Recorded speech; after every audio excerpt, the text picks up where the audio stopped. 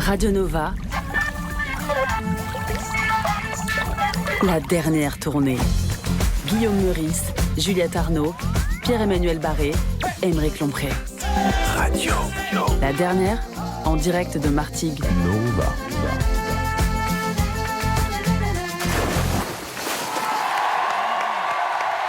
Bonsoir à toutes, bonsoir à tous. Bienvenue sur Radio Nova, bienvenue dans la dernière, en direct en public de Martigues. Ça va la région de PACA? Ouais. Est-ce que vous allez tarpin bien? Est-ce que vous êtes en forme mégaté? Ouais. Allez, j'arrête l'appropriation culturelle, pardon. Vous êtes nombreux, vous êtes 1500 aujourd'hui.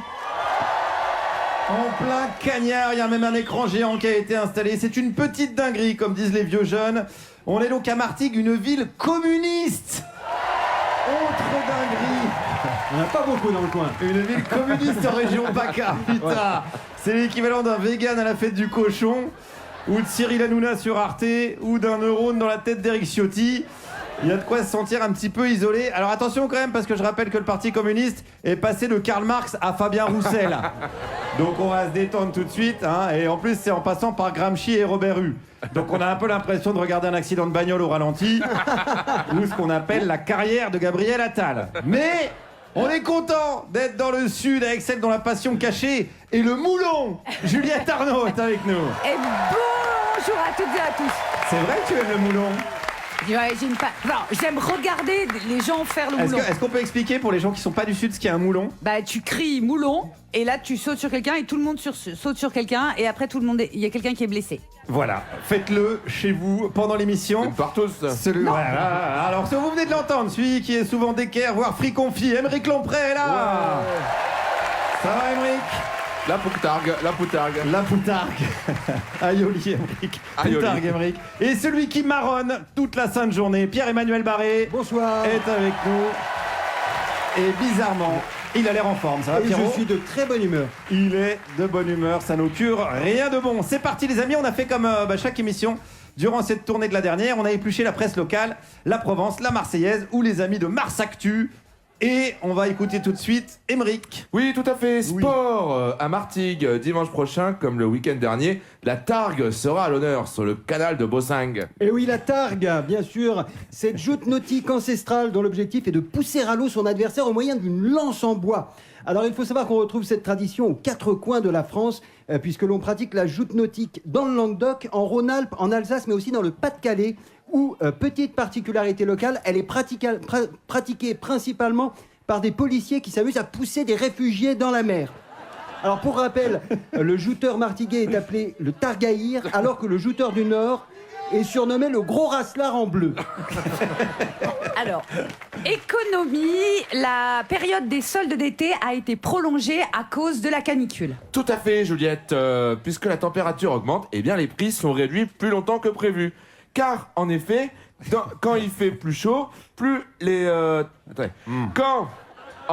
plus le thermomètre affiche haut, moins les produits ils coûtent cher. Attendez, je crois qu'il n'y a aucun rapport en fait. Non, je crois qu'on est encore en train de se faire baiser. Bon, puisque c'est ça, faisons tout comme on veut. Canicule, les taux d'intérêt restent hauts. Canicule, toujours, les prix des Doliprane augmentent. Canicule à nouveau, on est obligé de regarder TF1 et CNews 2 heures par jour. Canicule, les timbres ne se vendent plus.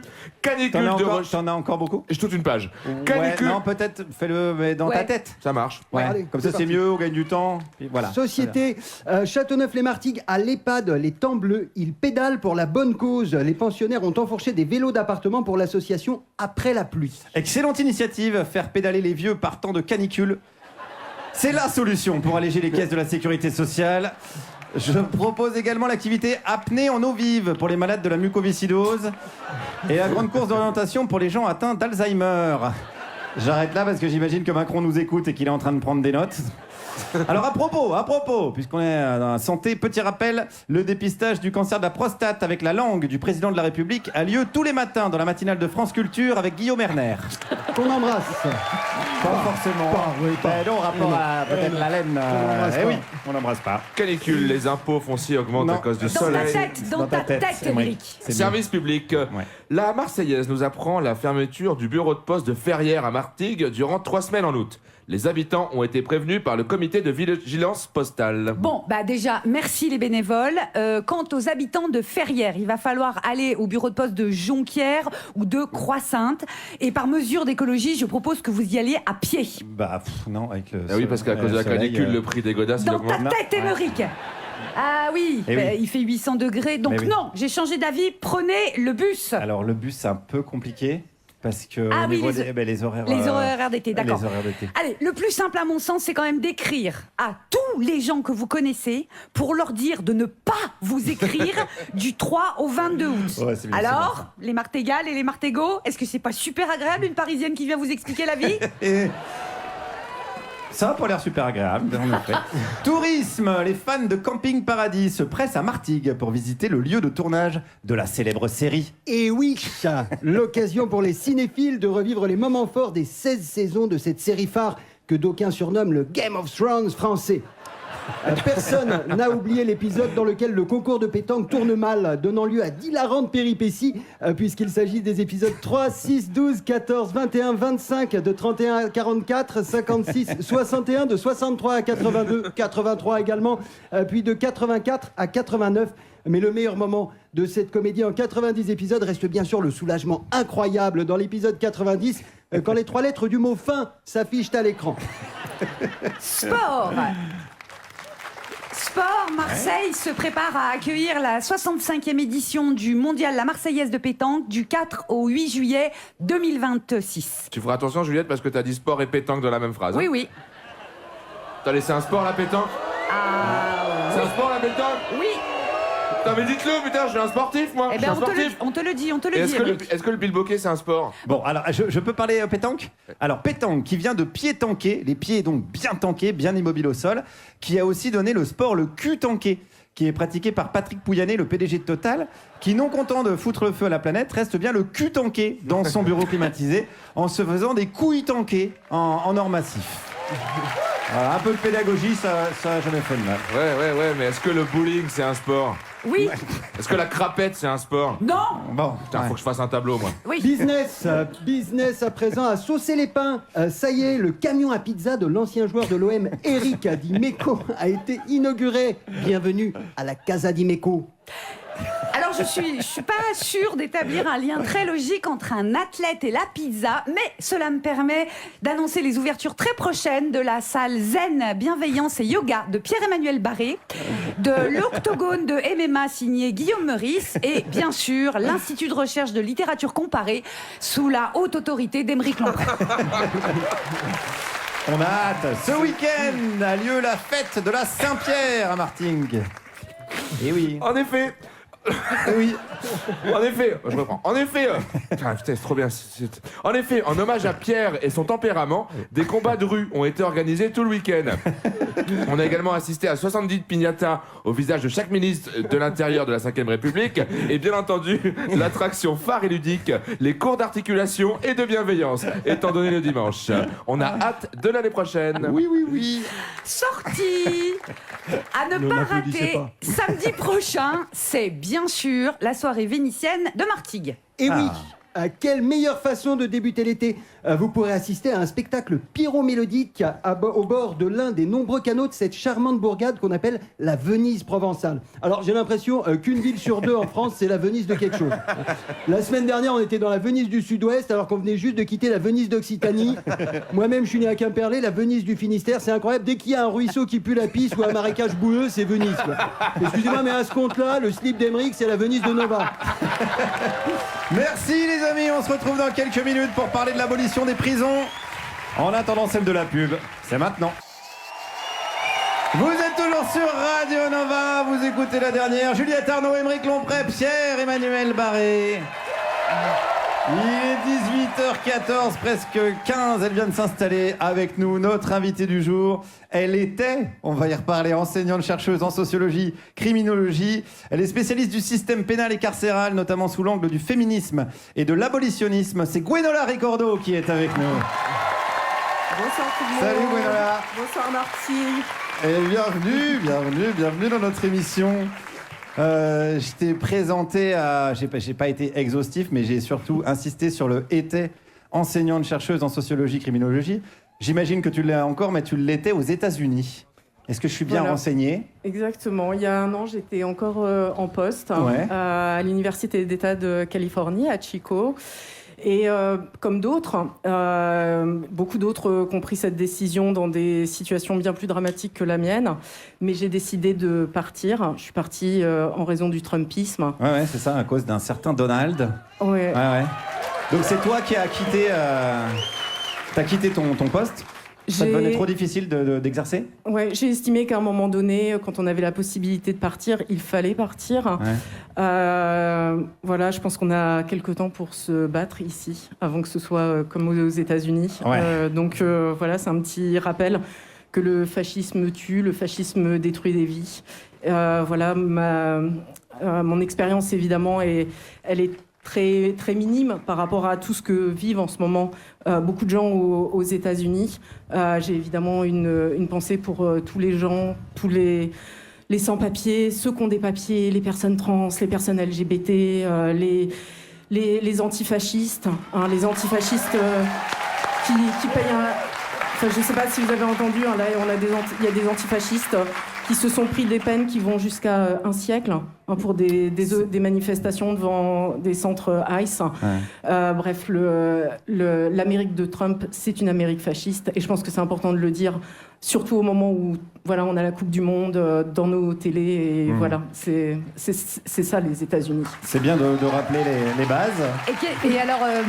Et au niveau donc de ta carrière universitaire, le fait que tu démissionnes pour cause de fascisme, ce qui paraît effectivement une raison assez valable, il se passe quoi pour toi ensuite? On te repropose du boulot en France? Alors, est-ce que tu veux qu'on fasse une cagnotte? Alors, ce qui se passe, c'est que déjà, ce qu'il faut dire, c'est que quand j'ai annoncé à mes collègues aux États-Unis que je prenais la décision de démissionner... À tes collègues américains et français ou d'autres... Là, ce que je pensais à mes collègues aux États-Unis, il faut savoir qu'aux États-Unis, alors, c'est déjà en France un poste extrêmement privilégié, mais ça l'est d'autant plus aux États-Unis. Puisque lorsqu'on est prof aux États-Unis, dans une université d'État, on est fonctionnaire et donc, par exemple, on a une assurance maladie, on a des droits à la retraite. Bref, on a le droit de se syndiquer. Alors, il n'y a qu'un syndicat, mais bon, c'est déjà un gros privilège aux États-Unis. Et il faut savoir que tous mes collègues m'ont dit on comprend et on aimerait être à ta place.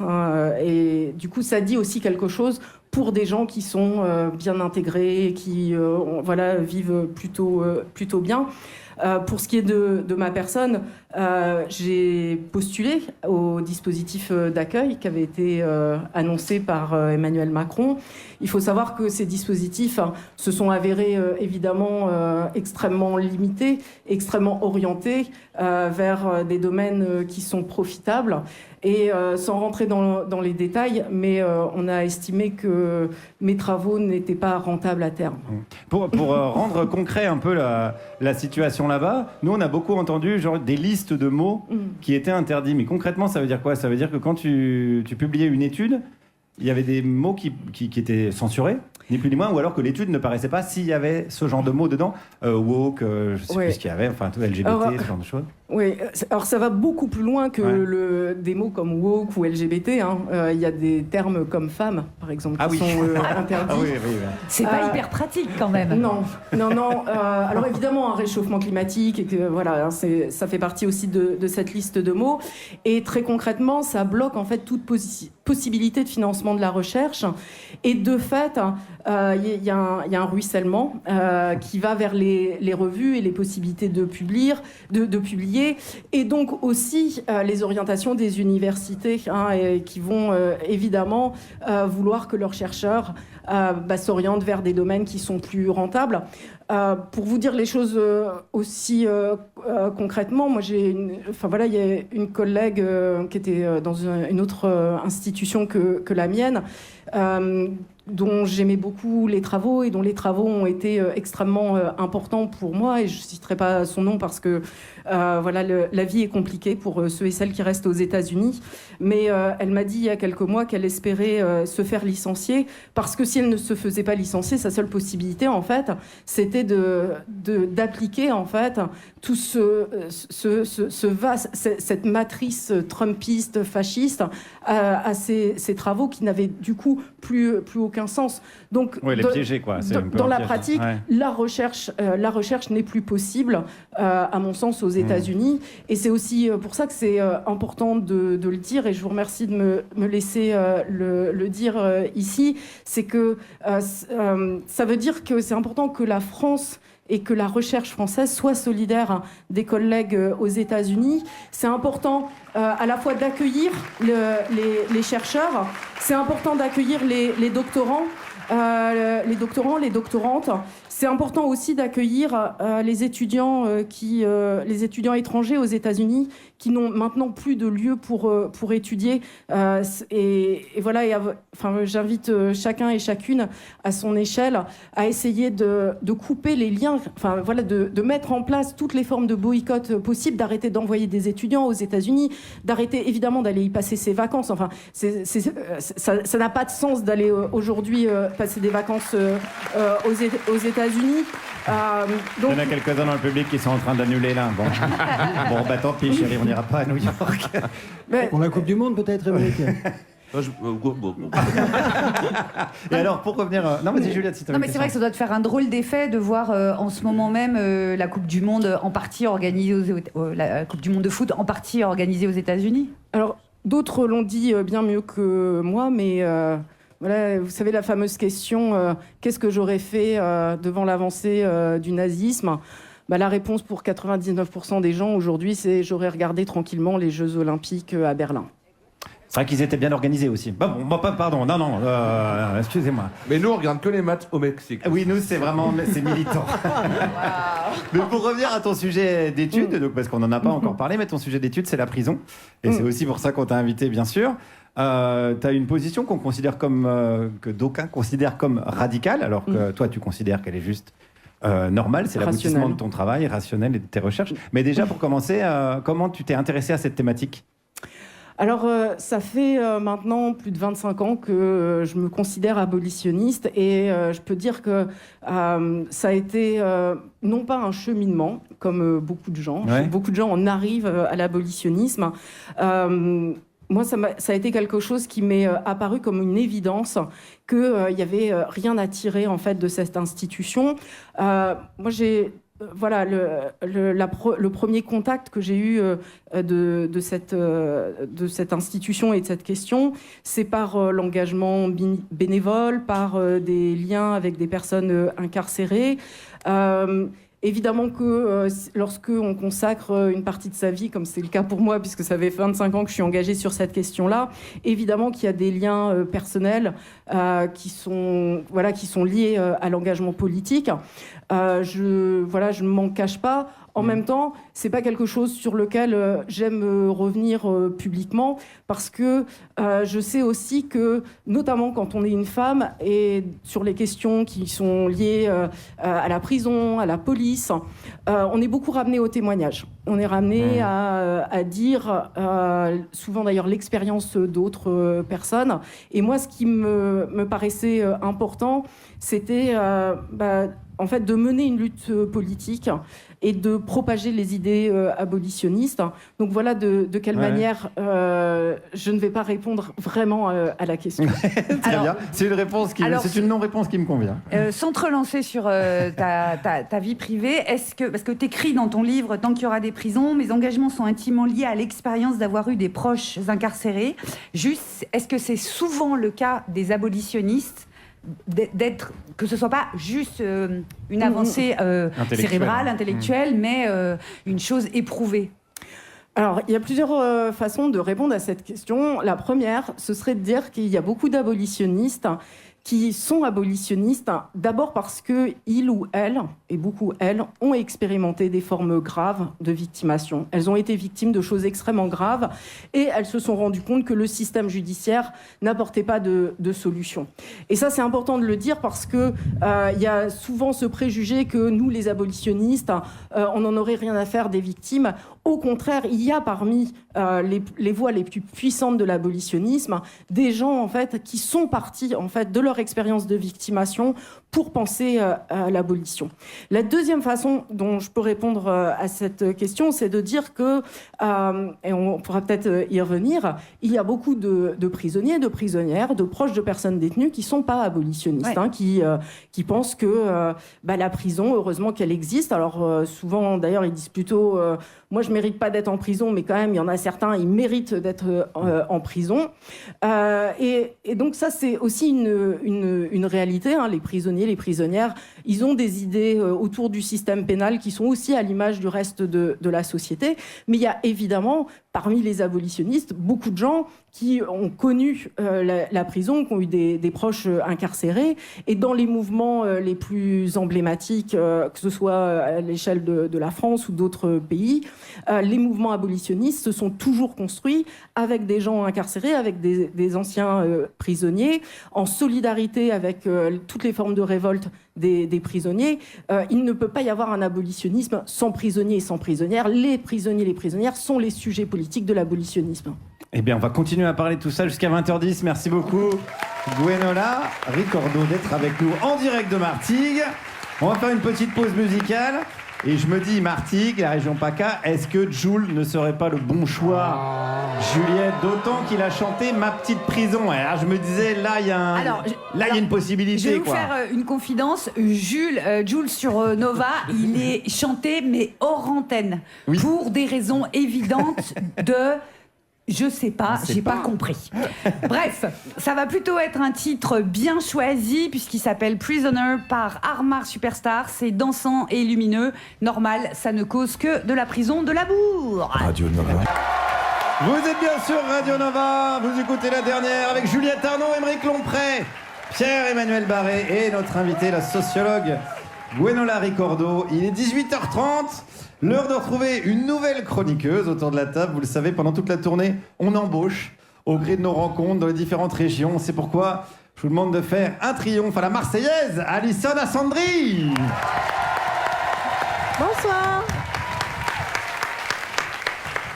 On t'écoute, Alison. Eh bien, très bien, super. Écoutez, moi, c'est vrai que je ne savais pas trop de quoi vous parler. Et quand on ne sait pas quoi dire, qu'est-ce qu'on fait? On parle de la météo. Voilà. Il fait chaud, hein? Voilà. Écoutez, ça fait 3 semaines que les infos, la radio, les collègues, les voisins, tout le monde commence ses phrases comme ça. D'ailleurs, les climato-sceptiques pensent que le réchauffement climatique n'existe pas. Moi, je pense que c'est juste que plus personne n'a rien à raconter. Je sais pas si vous avez vu, mais le gouvernement a donné ses conseils pour supporter la canicule. Boire de l'eau. Ah, j'ai hâte de voir les recommandations de cet hiver, moi. Hein. Mettez un pull. D'ailleurs, vous savez, moi, je prends plus d'initiative. Vraiment, quand il fait nuit, j'allume pas la lumière. J'attends les consignes du gouvernement. Alors, c'est vrai que je me moque parce que c'est évident, mais en vrai, ils ont raison de le rappeler. Vu que même quand c'est mentionné, on le fait pas. Je pense qu'on est nombreux à avoir déjà poussé des portes alors qu'il y a écrit en gros « tirer ». Écoutez, j'ai vu sur TikTok des vidéos, il y a une type, il se balade avec une caméra thermique et par exemple, il te montre qu'il fait 10 degrés de moins à l'ombre que sur le goudron. Voilà, nous on s'en fout, mais en fait, lui c'était passionné, écoutez. Il est passionné du degré.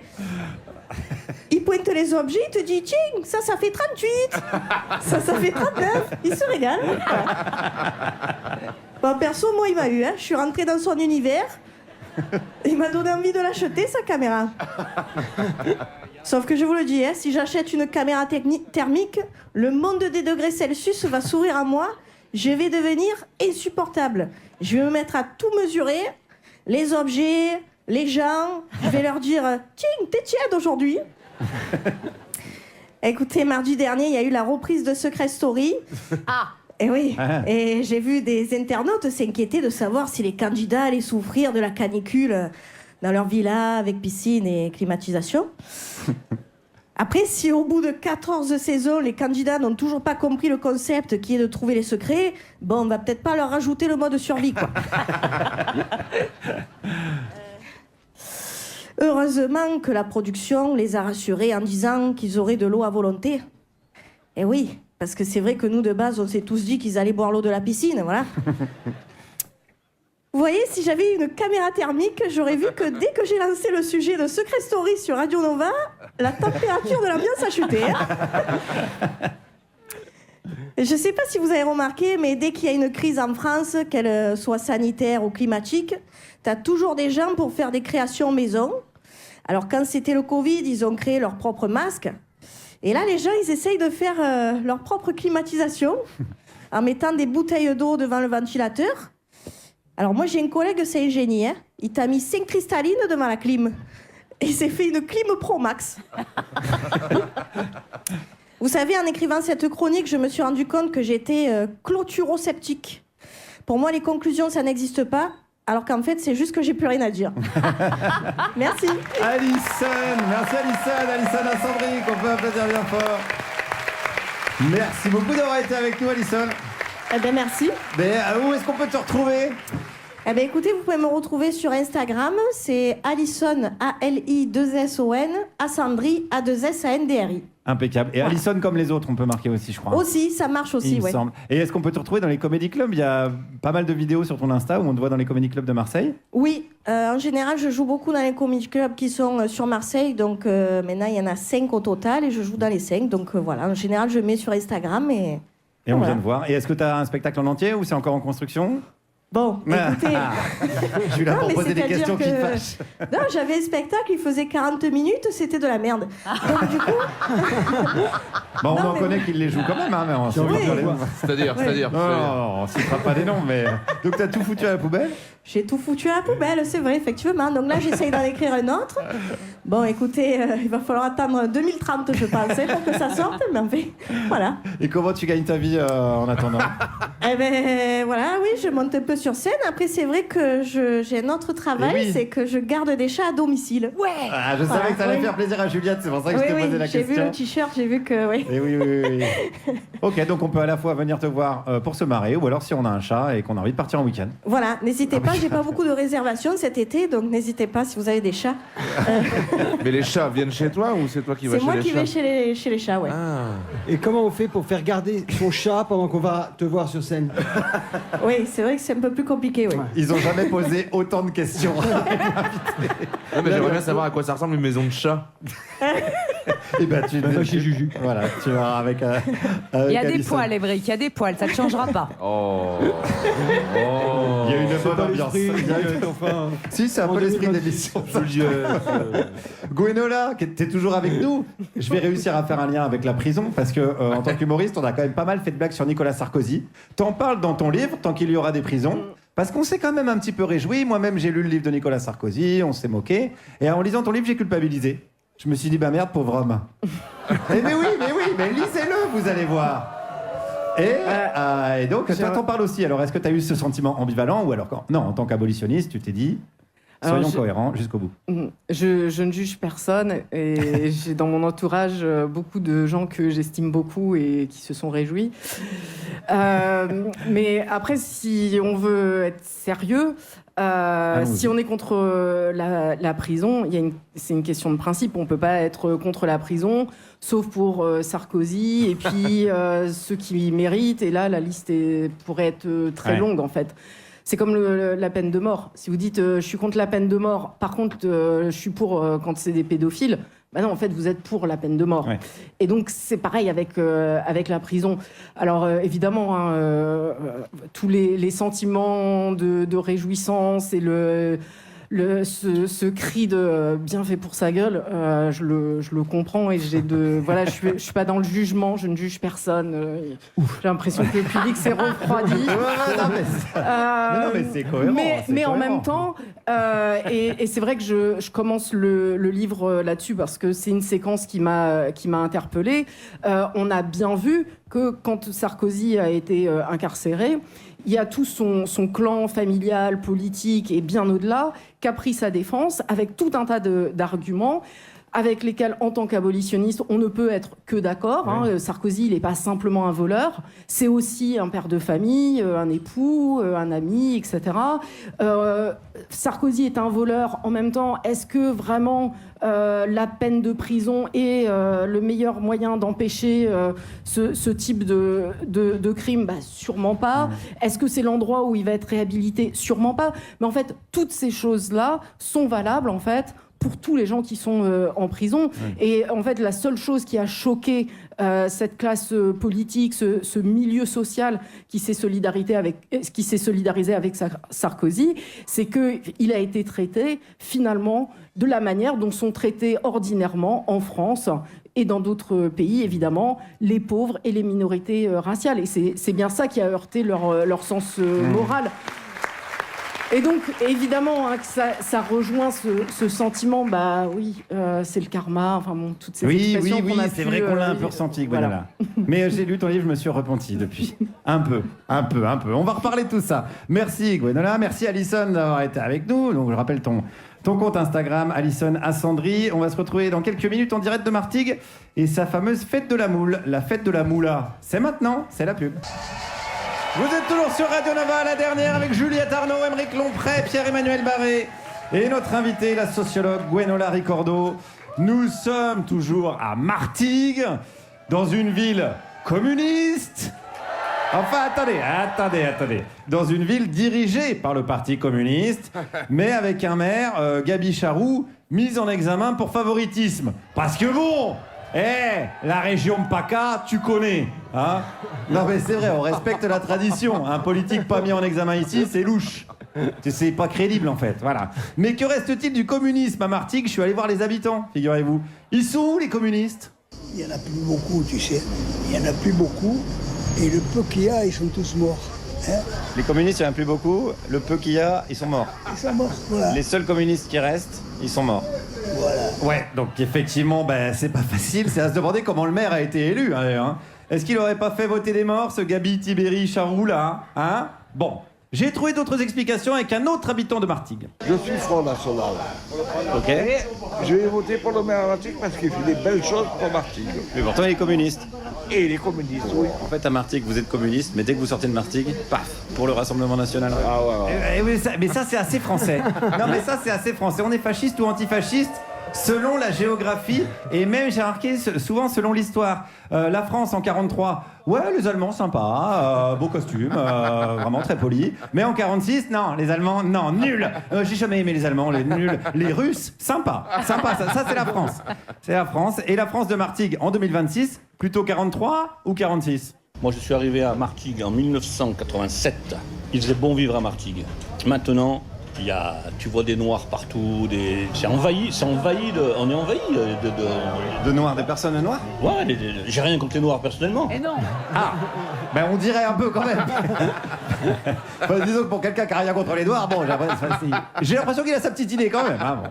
Alors revenons quand même au maire de Martigues, hein, c'est mon sujet. Voilà, c'est un maire communiste, donc voilà, c'est le LFI, quoi. C'est LFI, donc il va la France métissée, quoi. Et ça vous êtes contre? Ah bien sûr. Hein. Est-ce que vous êtes français de souche? Non, je suis à moitié italien. Ah, merde alors. Mais justement, moi j'ai été élevé avec les Italiens, ça n'a rien à voir avec les Arabes et les Noirs. Hein. C'est pas la même... Mais est-ce qu'il ne faudrait pas vous remigrer en Italie? Non, il faudrait qu'eux, ils dégagent d'ici. Quoi. Voilà, c'est plus eux qui doivent dégager. Mais c'est le principe du dernier arrivé qui ferme la porte, vous savez. Également dit le principe du chat perché. Ah, je suis sauvé, les autres, démerdez-vous. Parce que lui, il doit avoir aussi des souvenirs où il a subi des insultes racistes. Ah oui, il y en a eu aussi, oui, parce que moi, je me suis fait traiter de macaroni quand j'étais petit. Ah vous avez subi le racisme aussi alors? Je l'appelle pas c'est le racisme, c'était la différence. Mais ça n'a rien à voir avec le... Parce que moi, j'étais flic. Et alors comment vous dire qu'on n'est pas étonné finalement. Parce qu'il aurait dit, moi j'étais démographe. Ah bah oui, étonnement, mais là, plus étonnant cette dernière déclaration. Si c'est le LFI qui passe, ou même Édouard Philippe, n'importe quoi, je m'expatrie en Thaïlande. Je me casse de ce pays, je me sens plus chez moi ici. Mais alors vous allez devenir un immigré?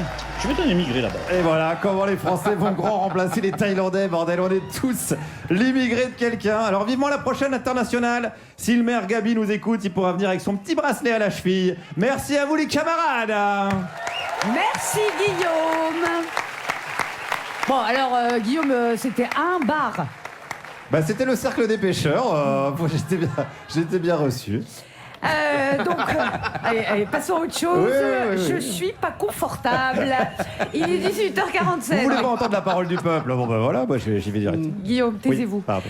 On est toujours sur Radio Nova avec notre invité. Parce qu'il disait pas que des conneries. Non, pardon. Avec Gwenola Ricordo qui est enseignant. Putain, mais moi j'ai les pires quoi. Il y a les gars du cercle des pêcheurs et il y a eux. C'est ça que ça leur fait une bonne pub au bar, je pense. Allez. On est toujours sur Nova, sur la dernière, avec Gwenola Ricordo, qui est enseignante-chercheuse en sociologie et en criminologie, qui est abolitionniste, c'est-à-dire qui pense que les prisons, c'est pas l'invention du siècle. Et là, je pratique la litote. Alors, on va partir du principe que Guillaume et moi, on est nuls en on a tout appris en te lisant. Ok, mais on part de ce principe. au départ, on est nuls, on n'y connaît rien. Donc, on va te poser une question et tu dois pas t'énerver. Il y a un débat en France entre réformisme et abolitionnisme. La question est la suivante, tais-toi Émeric. Et ça c'est une affirmation, pas une question. La question est, Gwenola, est-ce qu'on peut améliorer la prison? Réponse courte, non. Parce que nous on partait de là, on se disait... Nous on se disait, mais il y a qu'à faire mieux, mettre de la peinture. Bon. Ouais. Ouais. Non, mais alors, la réforme de la prison, c'est évidemment l'idée la plus partagée et finalement la plus consensuelle. Finalement, tout le monde est d'accord pour dire la prison, il y a des dysfonctionnements. Et tout ce que je vais dire est valable pour la police. Hein. Tout le monde dit oui, il y a des choses qu'on pourrait améliorer, etc. Vous n'allez jamais trouver de gens qui vous disent la prison, super. Vraiment, il n'y a rien à changer. Pareil avec la police, hein, voilà, tout le monde a bien une idée comme quoi il y aurait quelque chose à améliorer. Et en fait, et c'est le fil que je tire dans ce livre, si on prend cette idée de réforme au sérieux et qu'on regarde en fait c'est quoi son statut, c'est essentiellement de nous faire croire qu'une bonne prison serait possible, hein, et donc c'est une sorte de mirage parce que faut quand même cette histoire, ça fait plus de 2 siècles que ça dure, hein, qu'on nous dit depuis le début de l'invention de la prison, c'est sûr, la prison prévient pas bien le crime. Hein, puisque la preuve, il y a des gens qui sont en prison, donc ça n'a pas prévenu le crime.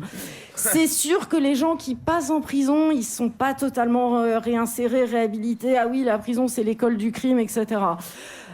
Et puis, voilà, on continue à avancer en nous disant, c'est vrai que ça ne marche pas très bien pour ce que c'est censé faire, mais on va le réformer. Bon, c'est quand même une escroquerie, hein, qui a maintenant 2 siècles d'existence, dans plusieurs pays, etc. Parce qu'on se dit aussi, on pourrait, enfin je vais faire l'avocat du diable du coup, mais on se dit on pourrait faire mieux. On se dit oui, ça réintègre pas, mais peut-être qu'avec certains dispositifs, ça pourrait être mieux fait. Oui, mais en fait, ça, on n'en a jamais la preuve, en fait. Oui, on n'a jamais jamais essayé, donc oui. Ben si, en fait, la prison ne fait que se réformer. C'est-à-dire que depuis l'existence, la naissance de la prison, du concept de la prison, c'est à peu près fin 18e ou même fin 19e. On peut dire ça. Hein. En France, c'est avec la Révolution française. C'est assez contre-intuitif parce qu'on a un peu l'impression que la prison, ça a toujours existé, que ça a toujours fonctionné comme ça, et pas du tout. Oui, alors évidemment, toutes les sociétés humaines ont des façons de répondre aux problèmes qui sont posés. Donc, en termes sociologiques, on va parler de déviance, de comportement qui ne suivent pas les normes. Mais ce qu'il faut savoir, c'est que, grosso modo, jusqu'à la période de la Révolution française, on enfermait les gens dans l'attente, en fait, d'un châtiment. Et donc la prison, enfin ce que nous, on appelle la prison, n'avait qu'une fonction, en fait, d'attente pour la véritable punition, qui d'ailleurs avait une caractéristique publique, corporelle. Et en fait, c'est avec la Révolution française que l'enfermement devient une peine à part entière. Et évidemment, tout ça a une longue histoire. Elle est aussi liée au modèle du monastère et de l'idée qu'on va enfermer les gens et leur laisser la possibilité de réfléchir sur ce qu'ils ont fait, on va les améliorer, etc. Mais en fait, il y a l'idée, en fait... C'est-à-dire que cette idée de... tirée de ce que c'est qu'un monastère et de ce qui peut s'y passer, elle n'était pas complètement débile au départ. On a l'impression que si, un peu. Je l'ai fait douter. Non, mais la catégorie de débilité, c'est pas une catégorie que je manie régulièrement. Mais je peux t'aider, moi aussi.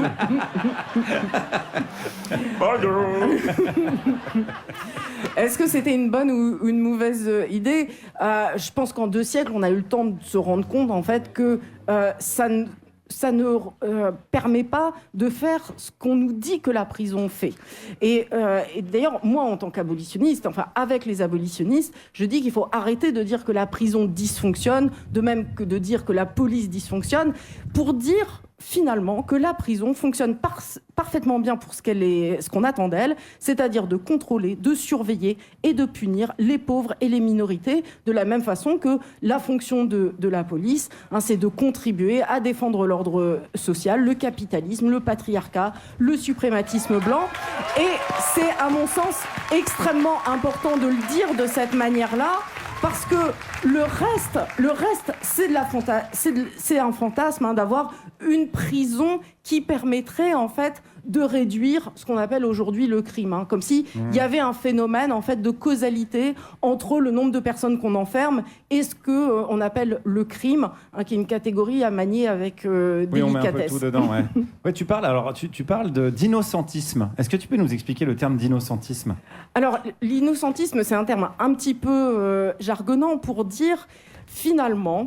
La prison, elle est extrêmement utile pour nous faire croire, alors je nous englobe dans un grand nous, qu'il y aurait en fait en prison les personnes qui méritent d'y être, les criminels, et que ceux qui n'y sont pas sont de bonnes personnes, et qu'il y a donc 2 catégories de personnes, les innocents et ceux qui méritent d'être en prison. Et donc, ça c'est extrêmement important pour aussi au sein des mouvements abolitionnistes, lorsque on fait une critique de la prison, de ne pas la critiquer en disant que certaines personnes ne méritent pas d'y être, parce que finalement les faits pour lesquels ils ont été condamnés ne seraient pas si graves, ou alors parce qu'ils sont une catégorie particulière, par exemple les personnes qui sont malades, les personnes qui sont âgées, etc. Parce que pour nous, il ne s'agit pas de sauver, entre guillemets, certaines catégories de personnes qui sont criminalisées, mais bien de dire que le tort qui nous est fait, il est fait par l'ensemble de l'institution prison, de l'institution judiciaire. Et donc, nous nous méfions de l'innocentisme de la même manière qu'il faut s'en méfier lorsque on parle de la question des frontières, lorsque on dit par exemple « Ah oui, mais il y a certains sans-papiers, ils sont travailleurs, ou alors ils sont là depuis longtemps, etc. » Comme si en fait, il y avait certaines personnes qui méritaient d'être sauvées, qui méritaient d'être sur le territoire national, et donc qui auraient une forme d'innocence. En fait, quand on est contre les frontières, on est contre les frontières pour tout le monde, et quand on est contre les prisons, on est contre les prisons pour tout le monde. Ça semble logique. En effet, alors on va éliminer l'éléphant au milieu de la pièce, parce que dès qu'on parle de ce sujet-là, on imagine forcément toujours les pires cas, genre les serial killers, les violeurs, ce genre de crimes qu'on imagine aisément punir par la punition la plus forte. Et donc, dans ce cas-là, prison... Alors, bon, c'est pas l'éléphant dans la pièce. Mais j'imagine que c'est l'argument que tu entends tout le temps. Oui, mais c'est l'occasion d'y répondre avec une très belle audience.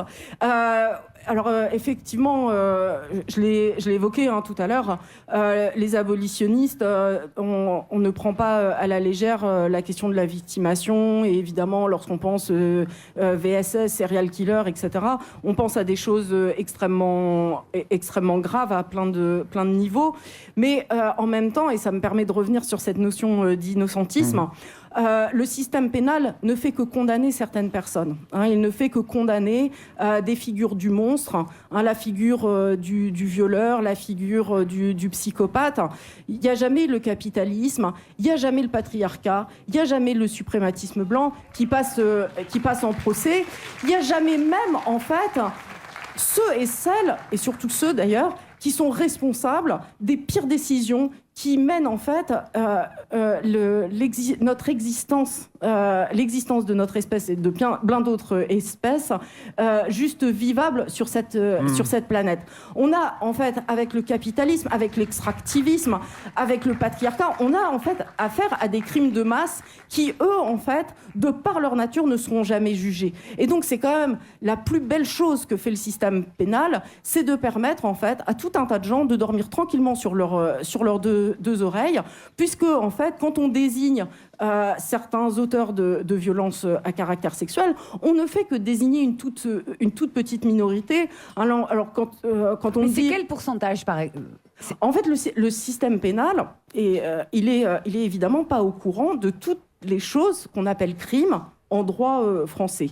Et quand on parle des VSS, on sait qu'il y a environ 10% des VSS qui sont connus par le système pénal et que dans 1% des cas, il y a une condamnation. C'est-à-dire que le système pénal, dans 99% des cas, en fait, ne fait rien.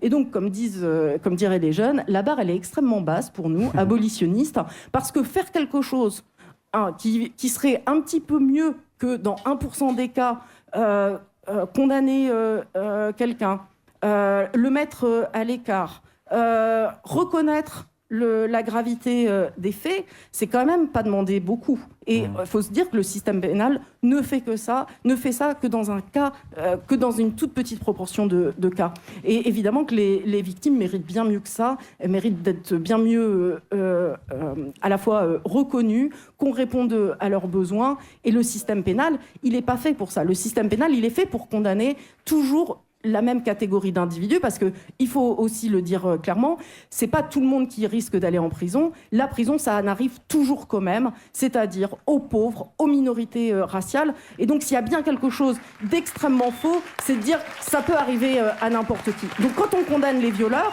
en fait, on condamne des hommes pauvres, des hommes issus des minorités raciales. Mais surtout, on condamne ceux qu'on a réussi à choper, à gauler. Oui, qui de fait sont toujours des individus qui correspondent à ces catégories-là. Merci beaucoup, merci Gwenola de nous éclairer. On va revenir à tout ça bien sûr, on a encore plus d'1 heure à passer ensemble. On va se faire une petite pause musicale. Alors je sais que c'est pas toi qui choisis les titres qu'on passe, mais je dis si on peut quand même passer un truc du coin. Quoi, tu vois, je veux dire, ça ferait plaisir aux gens, un petit Patrick Fiori, tu vois, parce que... Oui, bien sûr. Ça ferait plaisir aux copains. Oui, les gens le demandent, mais je m'en fous, moi, de ce que pensent les gens. On va faire un truc plus récent que Patrick Fiori. On va dire que ça va être Martigues, mais en Californie, on va avec le groupe indie rock Temper City avec son titre Self-Aware, qui veut dire être conscient de soi, mais dans le sens se connaître bien, ce qui ne veut pas dire être auto-centré, ce qui n'a même rien à voir. Mais là, je n'ai pas le temps de t'expliquer, Émeric. Vous êtes toujours sur Radio Nova, vous écoutez toujours La Dernière, avec Juliette Arnaud, Émeric Lompré, Pierre-Emmanuel Barré, notre invité, la sociologue spécialiste des prisons et de leur abolition, Gwenola Ricordo. Avant de revenir à tout ça, je rappelle qu'on est en direct de Martigues, là où ont lieu chaque année les joutes sur l'eau. Et ben nous, on a des joutes sur terre, avec Juliette et Émeric dans le public. Pendant toute la tournée, on joue, on joute. C'est la grande joujoute. On joue, c'est la grande joujoute. Et quand je dis qu'ils sont dans le public, je les vois même plus. Est-ce que Juliette, oui, je te vois, tu es là. Oui, tu es avec ta candidate. Tout à fait. Et je vais lui demander comment elle s'appelle. Oui. Comment tu t'appelles? Je m'appelle Laura. Elle s'appelle Laura. Je vais arrêter de tout répéter ce qu'elle dit parce que c'est un petit peu pénible. Laura, est-ce que tu es de Martigues? Non, je viens de l'Orgue, mais j'habite à Nice. Bon, c'est bon, on la garde? Allez, on la garde. On la garde. Ok, j'ai encore une question pour toi, Laura. Quelle est ta chanson d'amour préférée? Alors, j'ai pas eu d'idée, mais en fait, j'ai choisi Pink Pony Club parce que c'est une chanson d'amour à toutes les personnes queer. Et j'ai tellement pas de queer dans la... Et en plus, c'est le mois des fiertés, donc effectivement, on va chanter, enfin Laura va chanter, un hymne LGBT. Meuf, c'est à toi. Ok. Pink Pony Club, I'm gonna keep on dancing at the Pink Pony Club. I'm gonna keep on dancing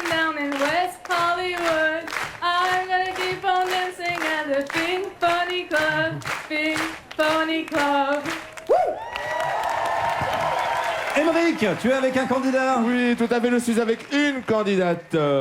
Comment tu t'appelles? Lisa. On dit bonjour Lisa. Bonjour Lisa. Bonjour Lisa. Alors Lisa, tu fais quoi dans la vie? Je travaille au Théâtre des Salins. Oh oh. À Martigues, donc. Une intermittente, bien sûr, un mardi à 19h, forcément, S'il y c'est a un une truc à gagner. intermittente. Alors, je t'ai posé une question, quel est ton sport de riche préféré? Le plus évident, le golf.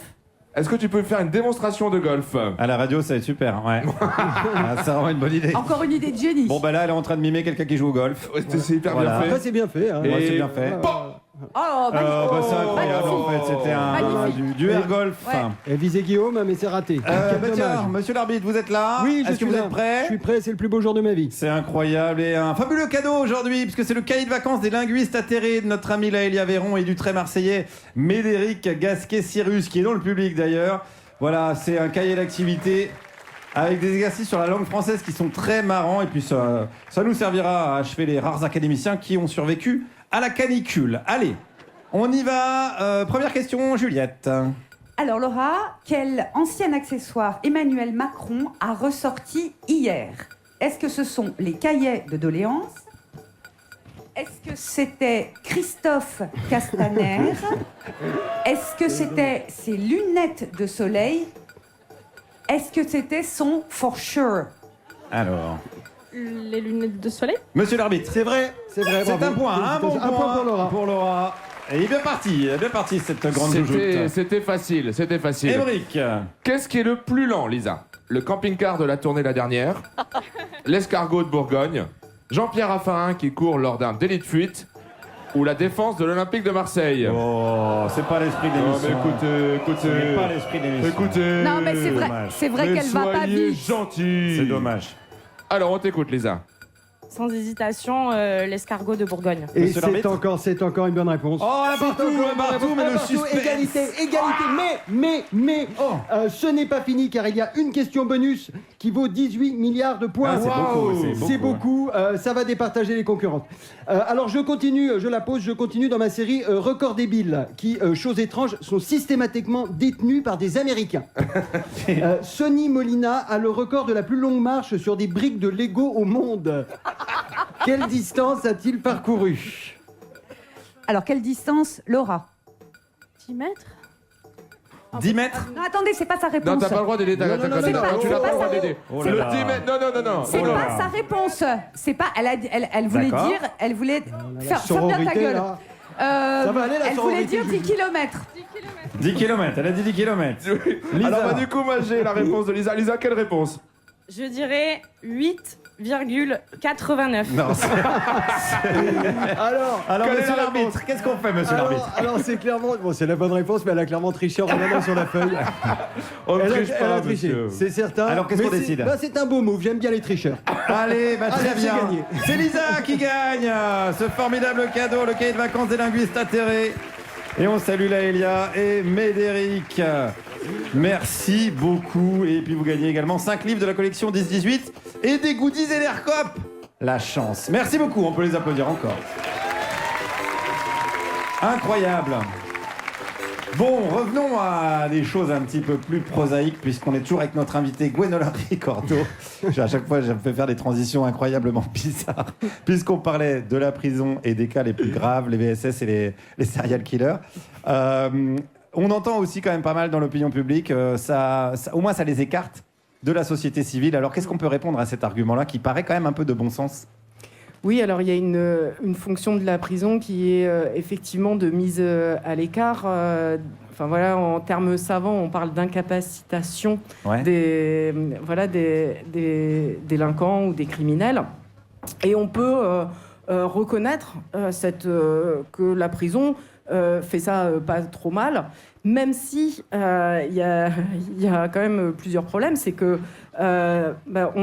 lorsqu'on se contente de cette justification, on oublie en fait que des choses graves peuvent se passer entre prisonniers. Par exemple, quand on dit vaut mieux mettre un violeur en prison, en fait ça veut dire quoi? C'est qu'on se désintéresse en fait des VSS en prison qui peuvent arriver aussi entre personnes détenues. Et puis surtout, aussi, on se désintéresse de ce que deviennent ces personnes détenues une fois qu'elles seront libérées, parce que c'est bien sûr totalement absurde de penser que la prison puisse être un lieu de réhabilitation, de réinsertion. Hein, c'est un lieu de destruction, on le sait voilà, avec de nombreuses enquêtes, que le passage par la prison est plutôt un marqueur en fait, de désaffiliation, d'exclusion sociale, et que plus les personnes, y compris lorsqu'on parle des VSS, plus les personnes sont dans des situations de fragilité, de vulnérabilité, ça aussi, c'est un facteur en fait, de récidive. Donc, la dissuasion ne fonctionne pas. Non. Et on n'est pas certain qu'il ne recommence pas après. Donc, effectivement, oui, ça commence à être compliqué de défendre la prison. Là. Ok. C'est effectivement une immense fumisterie qui est devant nos yeux, pour lequel il faut se rendre compte en fait, du caractère exceptionnel en fait, de la fraude, puisque on n'a jamais en fait la moindre preuve qui nous est montrée qu'il y aurait un lien en fait entre l'incarcération des personnes et le taux de criminalité. Et c'est vrai qu'on est tellement matrixé par ça. Parce que même quand on joue dans la cour d'école, il y a les gentils, les méchants, les gendarmes, les voleurs, la balle aux prisonniers. Enfin bon, il y a quand même une culture, on baigne là-dedans, qu'on n'arrive pas tellement... Enfin, on a des difficultés à s'imaginer un monde sans prison. Oui, on a la difficulté à avoir même le débat sur l'efficacité des mesures pénales. Et oui, même sans passer par la morale. Oui, on peut même se dire, même c'est pas efficace, quoi. Voilà. Ouais. Et alors, sur les VSS, c'est effectivement un sujet d'actualité, mais c'est quand même extrêmement frappant de se dire qu'on a depuis des décennies et des décennies des politiques pénales et malheureusement aussi des groupes féministes, libérales, mainstream, on peut les qualifier de diverses manières, qui n'ont comme réponse essentielle au VSS que des pratiques punitives, des pratiques d'enfermement, améliorer le dépôt de plainte, etc., sans même en fait qu'il y ait un début de preuve que ce type de politique est un effet sur le niveau en fait des violences à caractère sexuel. Moi, personnellement, je trouve qu'on est face quand même à une escroquerie de haut vol, puisque dans aucun débat public, il y a même cette question qui est posée de dire « Ah d'accord, alors vous voulez, par exemple, une automaticité des peines ou un allongement des peines, et donc... de quel pourcentage cette mesure nous permettrait en fait de faire baisser le nombre des VSS. C'est quand même extraordinaire de se dire qu'on a des politiques publiques pour lesquelles en fait il n'y a jamais la question de l'efficacité et de leur effet concret qui est posée. On va reparler de ça, c'est vraiment passionnant et ça, c'est très déstabilisant intellectuellement. Merci beaucoup pour le travail pédagogique que tu fais avec nous et je pense que tu fais avec les gens qui nous écoutent. On va quand même tenter d'enfermer les gens dans une petite prison mentale avec cette séquence et on se retrouve après, c'est la pub. Vous êtes toujours sur Radio Nova, la dernière. Juliette Arnaud, Aymeric Lompré, Pierre-Emmanuel Barré. Notre invité, la sociologue Gwenola Ricordo. Comme chaque semaine, vous nous avez posé des questions sur la dernière @radionova.com. Et puis pour y répondre, on a choisi le plus diplomate d'entre nous, Pierre-Emmanuel. Est-ce que vous avez lu les questions des auditeurs, Pierre-Emmanuel? Non. Non, Guillaume, je ne les ai pas lus parce que j'ai autre chose à foutre. Hein, on est 15 dans l'équipe de la tournée et je suis le seul à être père. Après les émissions, alors que vous vautrez dans le stupre et la luxure avec des spectateurs alcoolisés, moi, je rentre à la maison baluchon sur l'épaule pour allaiter mes enfants.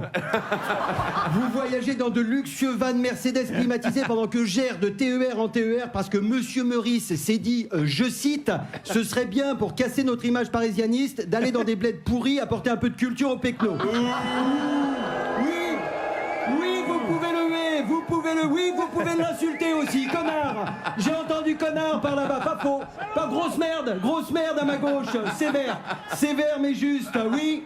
Là-bas, Timéo a maintenant 4 ans, il serait peut-être temps que tu assumes enfin que tu le reconnaisses, gros lâche. Ça c'est pour toi, ça, Aymeric. Bon, autant pour moi. Finalement, je suis pas le seul à avoir des enfants. Bref, j'ai pas lu les questions, mais rassurez-vous, j'en ai inventé une. Et aujourd'hui, c'est Boris qui nous écrit de Saint-Roustan. Saint-Roustan, mais non. Saint-Roustan qui, comme chaque 30 juin, célèbre son saint patron, Roustan Valmaudit. L'occasion d'ouvrir des livres d'histoire pour découvrir l'incroyable destin d'un homme qui, contre toute attente, finira par donner son nom à un village qu'il avait pourtant rejeté. Né il y a plus de 1300 ans dans une modeste chaumière de la plaine de Beauce, le petit Roustan n'est pas un enfant comme les autres. Les écrits sur sa jeunesse sont rares, mais cet extrait du registre de l'école monastique de Beauce mentionne un mal qui le ronge.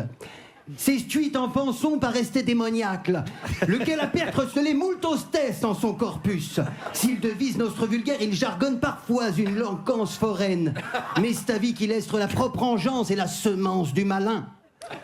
Vous l'aurez compris, le jeune Roustan souffrait d'un trouble dissociatif de l'identité, plus connu sous le nom de personnalité multiple, mais à une époque où la psychiatrie était encore balbutiante, le traitement était assez sommaire. Quand il changeait de personnalité, on lui jetait un gros caillou dans la gueule. Lorsqu'il atteint l'âge adulte, à 6 ans, Roustan Valmaudit quitte son village pour vivre en ermite dans une grotte du mont Père-Galin. Il passera 10 ans, loin de la cruauté des hommes, seul dans la montagne, se nourrissant de chauves-souris et de fondue savoyarde. C'est en l'an de grâce 1247 avant Guilhem que Roustan rentrera pour toujours dans l'histoire et dans le cœur des Racilariens. Une vieille sorcière, à la solde de puissants propriétaires terriens, Léa Salamèche, avait jeté sur le village une terrible malédiction pour punir son chef, Méluche Maurice, qui voulait partager les richesses de la plaine de Beauce. 3 plaies dévastatrices s'étaient abattues sur les malheureux villageois. Les cours d'eau débordaient en flots furieux, emportant tout sur leur passage. Les pucerons sortaient des entrailles de la terre pour ravager les récoltes et, déchirant les cieux, un rocher ardent se précipitait vers la plaine, annonçant la fin des temps. Dans sa grotte, Roustan entendit sonner le tocsin et voilà au secours de ses anciens bourreaux. Par chance, sa deuxième personnalité était un nageur olympique qui plongea dans la rivière et sauva les villageois de la noyade. Pour détourner la météorite, sa troisième personnalité, un mathématicien arabe, inventa en quelques heures une catapulte et propulsa dans le ciel la vilaine sorcière dont il avait au préalable fourré le croupion d'un quintal de poudre explosive. Sa quatrième personnalité, enfin, une larve de coccinelle géante, dévora tous les pucerons. Les villageois portèrent l'ancienne ermite en triomphe et rebaptisèrent leur village Saint-Roustan en l'honneur de celui qui les avait sauvés de l'apocalypse. Le héros revint vivre aux côtés des siens, mais pour peu de temps malheureusement, puisque sa cinquième personnalité, un vétéran des croisades islamophobes, poignarda dans son sommeil le mathématicien arabe, tuant ainsi le nageur olympique, la larve de coccinelle et Roustan Valmaudit lui-même. Sombre histoire. Mais revenons à Boris qui nous dit bonjour, je suis archéologue à l'université Mohamed Rosenberg. Des fouilles récentes dans les grottes du mont Père-Galin ont permis de découvrir que durant son exil, Roustan Valmaudit, sans doute nostalgique de la compagnie des hommes, avait confectionné une statue d'1,48 m intégralement fabriquée avec ses propres excréments séchés et qu'il avait même affublé du sobriquet de Yann Barthus. Passionnant. Merci Boris. Quant à moi, je reviens samedi. D'ici là, si vous avez des questions, posez-les à vos proches. Et si vous n'avez pas de proches, posez-vous des questions. Merci Pierre-Emmanuel Barré, qu'on retrouve en spectacle bientôt avec Émeric Lompré, toujours en librairie, avec les chroniques de Saint-Roustan. Bien sûr, il est 19h21 sur Radio Nova. Et le moment est venu d'accueillir une nouvelle invitée dans l'émission, une invitée locale, puisqu'on va parler de la mer Méditerranée. Merci d'applaudir bien fort Jeanne Tesson, qui est avec nous. Bienvenue Jeanne. Merci. Sois la bienvenue dans cette émission. On va effectivement parler de la mer Méditerranée, et j'ai envie de dire malheureusement, parce que tu es la présidente d'une ONG qui s'appelle Pilote Volontaire. Est-ce que tu peux nous présenter ton association ? Oui, alors c'est une association qui est créée depuis 2018. On a des avions, nous. Là, en l'occurrence, on en a un en ce moment. Vous entendez pas ? Ah oui, parle bien dans le micro. Ok, pardon. Ouais. Là, vous m'entendez ? Ouais. Ok, super. Désolée, je la refais. Donc, on est créé depuis 2018 et on officie en Méditerranée centrale avec un avion pour faire du repérage et des vols d'observation des personnes qui tentent de traverser la Méditerranée pour rejoindre les frontières européennes. Donc vous quadrillez une zone et dès que vous repérez une embarcation louche, vous prévenez, vous essayez de faire le lien avec les bateaux d'associations qui patrouillent dans la zone, genre SOS Méditerranée, j'imagine? Qu'est-ce qu'ils font après? J'aimerais bien savoir avant d'applaudir. Oui, c'est ça. Et ben après, on appelle la préfecture.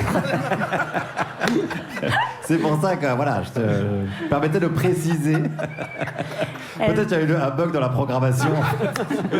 Bon, on les bombarde. Voilà. Ah non, alors attention. Alors, Jeanne, ouais. Non, alors à la différence de Frontex, on ne collabore pas avec les gardes-côtes libyens et tunisiens que l'Europe finance abondamment.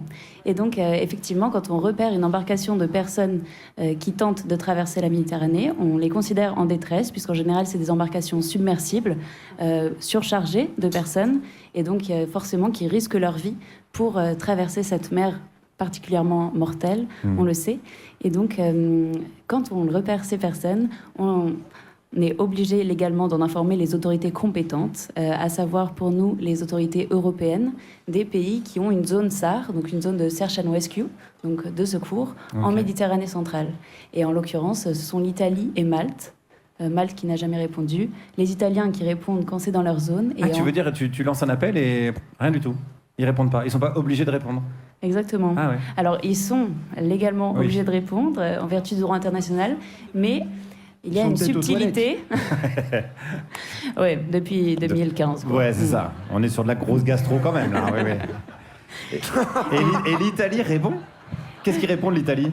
L'Italie répond quand c'est dans sa zone SAR, effectivement, mais en Méditerranée centrale, il y a 4 zones SAR principales. Il y a aussi la zone libyenne, qui est déclarée depuis 2018, ce qui est un immense problème, puisque la majorité des personnes en détresse se trouvent dans les eaux libyennes. Et puis, désormais, depuis 2024, une zone SAR tunisienne, qui couvre les 2/3 de la zone que nous, on survole. Et donc, effectivement, quand les personnes sont en détresse dans ces zones-là, légalement, on est tenu d'informer les autorités compétentes pour ces zones, ce qu'on se refuse à faire. D'accord, ok. Et à partir du moment où vous refusez à le faire, ça veut dire qu'on peut considérer... c'est illégal, c'est répréhensible, ça peut vous attirer des embêtements? Oui, absolument. Alors, c'est légal et conforme au droit international, puisque toute personne est... en détresse en mer doit être secourue, quelle qu'elle soit, et sans aucune discrimination. Ça, ce sont les conventions SAR et SOLAS des années 80 qui le disent. Mais le problème est que dans l'ordre légal qui est applicable en Méditerranée centrale, il y a aussi le droit italien. Et le droit italien, lui, nous force, en tant qu'avion, mais c'est la même chose pour les bateaux, soit donc qui s'amarrent et qui partent de l'Italie pour nous, qui décollent et qui atterrissent en Italie, on est tenu par le droit italien d'informer donc les autorités estimées compétentes sur ces zones SAR. Et c'est pour ça que l'Union européenne finance allègrement la création de centres de coordination des secours qui permettent après la coordination et la création de zones SAR, et donc de se déresponsabiliser totalement du secours de ces personnes lorsqu'elles se trouvent dans ce quadrillage-là. Donc c'est extrêmement précis et intelligent de leur part. Oui, parce qu'il faut préciser que vous partez d'Italie, du coup. Est-ce que vous partez de Lampedusa directement ou vous partez... Oui, absolument, on est basé à Lampedusa. D'accord, ok. Et cet avion-là, c'est un petit avion, j'imagine. Combien vous êtes à l'intérieur? On est 4, c'est tout petit. Oui, c'est vraiment tout petit. Et comment se passent les recherches? Vous prédéfinissez une zone à l'avance? J'imagine un tout petit avion dans une zone aussi immense. Alors, comment vous essayez d'anticiper les endroits où pourrait y avoir des gens en difficulté? Alors déjà, on ne le sait pas forcément, effectivement. Et pour ça, on a un réseau incroyable qui s'appelle Alarm Phone. Et donc Alarm Phone, si vous ne le connaissez pas, ça fait presque, même depuis plus d'une décennie, ce sont des personnes qui gèrent un numéro de téléphone, une ligne d'urgence, que les proches ou les personnes qui embarquent appellent, et voilà, qui donnent leur position, le nombre de personnes à bord, etc., qui, eux, nous aident pour nos recherches, puisque quand il y a déjà des cas déclarés à l'Infone, on va voir sur place et on essaye de trouver ces personnes pour redonner l'alerte, affirmer que les personnes sont encore ici. Des fois, les positions changent, puisqu'évidemment, avec les courants, etc. Et puis, d'autres fois, effectivement, ce sont des personnes qu'on trouve sans qu'elles n'aient pu avant donner l'alerte pour elles-mêmes. Et dans ces cas-là, on essaye de se mettre sur les routes principales, donc les routes migratoires qui sont les plus utilisées, sachant que Lampedusa, c'est une toute petite île au sud de la Sicile. C'est l'île le plus au sud, l'île européenne le plus au sud en Méditerranée centrale. Et donc, effectivement, on l'appelle souvent la porte d'entrée vers l'Europe, puisque c'est la plus proche des côtes libyennes et tunisiennes. D'accord. Donc vous avez parfois des alertes et ça arrive quand même que vous partiez à l'aventure sans trop savoir. Oui, bien sûr, au moins une fois sur deux. Oui. Ah oui, quand même, ouais, d'accord. Et le lien que vous avez avec les autres associations alors, quand vous repérez un bateau, parce qu'il n'y a pas forcément un autre bateau de SOS Méditerranée ou autre dans la zone. Alors ça, c'est tout un problème. Effectivement, il y a beaucoup d'associations et de collectifs présents en Méditerranée centrale depuis une décennie, puisque au début, donc suite au printemps arabe et à l'arrivée massive de personnes qui ne pouvaient pas avoir de visa, puisque l'Europe verrouille volontairement les voies légales pour venir. Donc, quand les personnes ne peuvent pas obtenir de visa, la seule voie qu'elles ont, ce sont ces voies qu'on appelle irrégulières, et donc de risquer leur vie, souvent par la mer ou par la terre dans les Balkans. Et donc, de plus en plus d'associations se sont organisées pour essayer d'être présentes et de pallier aux insuffisances de l'État, puisqu'il y a une première opération européenne qui s'appelle Mare Nostrum et qui a permis de secourir plus de 160 000 personnes, donc très bien. Mais finalement, l'Italie était la seule à le financer. Et donc, aucun autre pays européen n'a suivi. L'Italie a abandonné et ça a été remplacé par Frontex, l'agence européenne de garde-côte et de garde-frontières, qui n'a absolument pas pour mandat de secourir les personnes, mais seulement de contrôler les frontières. Et donc, face à ce manque criant de secours adaptés, on va dire que la société civile a apporté ce qu'elle pouvait en plein de collectifs. Ça s'appelle la flotte civile, et effectivement, c'est une quinzaine d'associations, ça change d'année en année. Et donc, quand il y a des bateaux présents en mer, effectivement, on les informe. Ça peut aussi être donc informer les autorités que nous, on estime compétentes et qui ne feront pas des refoulements vers des pays dans lesquels les personnes risquent leur vie, donc les autorités européennes, une fois encore. Et puis également, par exemple, les bateaux commerciaux, marchands, qui peuvent être difficiles à persuader puisqu'ils risquent énormément, mais qui peuvent être là. Et en tant que citoyen et citoyenne, comment on peut faire pour aider ton association ? Alors, vous pouvez donner de l'argent, absolument. Comment on peut faire ? Il y a un site internet Oui, il y a un site internet, on est sur les réseaux sociaux. Et puis, en fait, avoir un avion, ça coûte très, très cher, évidemment. Le fuel, et puis les maintenances. Donc, il faut faire une maintenance toutes les 100 heures de vol. C'est très prenant, en fait. C'est entre 3 et 5 semaines maximum sur zone, et puis il faut rentrer pour faire une maintenance. Et puis après, surtout, pour revenir à la question d'avant, oui, des fois, il n'y a pas de bateau présent sur zone, alors qu'on peut se dire qu'une quinzaine de collectifs et d'associations, c'est largement suffisant. Mais le gouvernement italien de Meloni en a décidé autrement, et donc a passé des lois successives pour essayer d'empêcher ce sauvetage civil des personnes, puisqu'il faut voir que, effectivement, les personnes, une fois secourues par la flotte civile, elles débarquent en Italie. Et l'Italie ne veut plus être la porte d'entrée, veut que la responsabilité soit partagée dans les États de l'Union européenne, et ce qu'elle trouve pour le faire, c'est d'empêcher leur débarquement.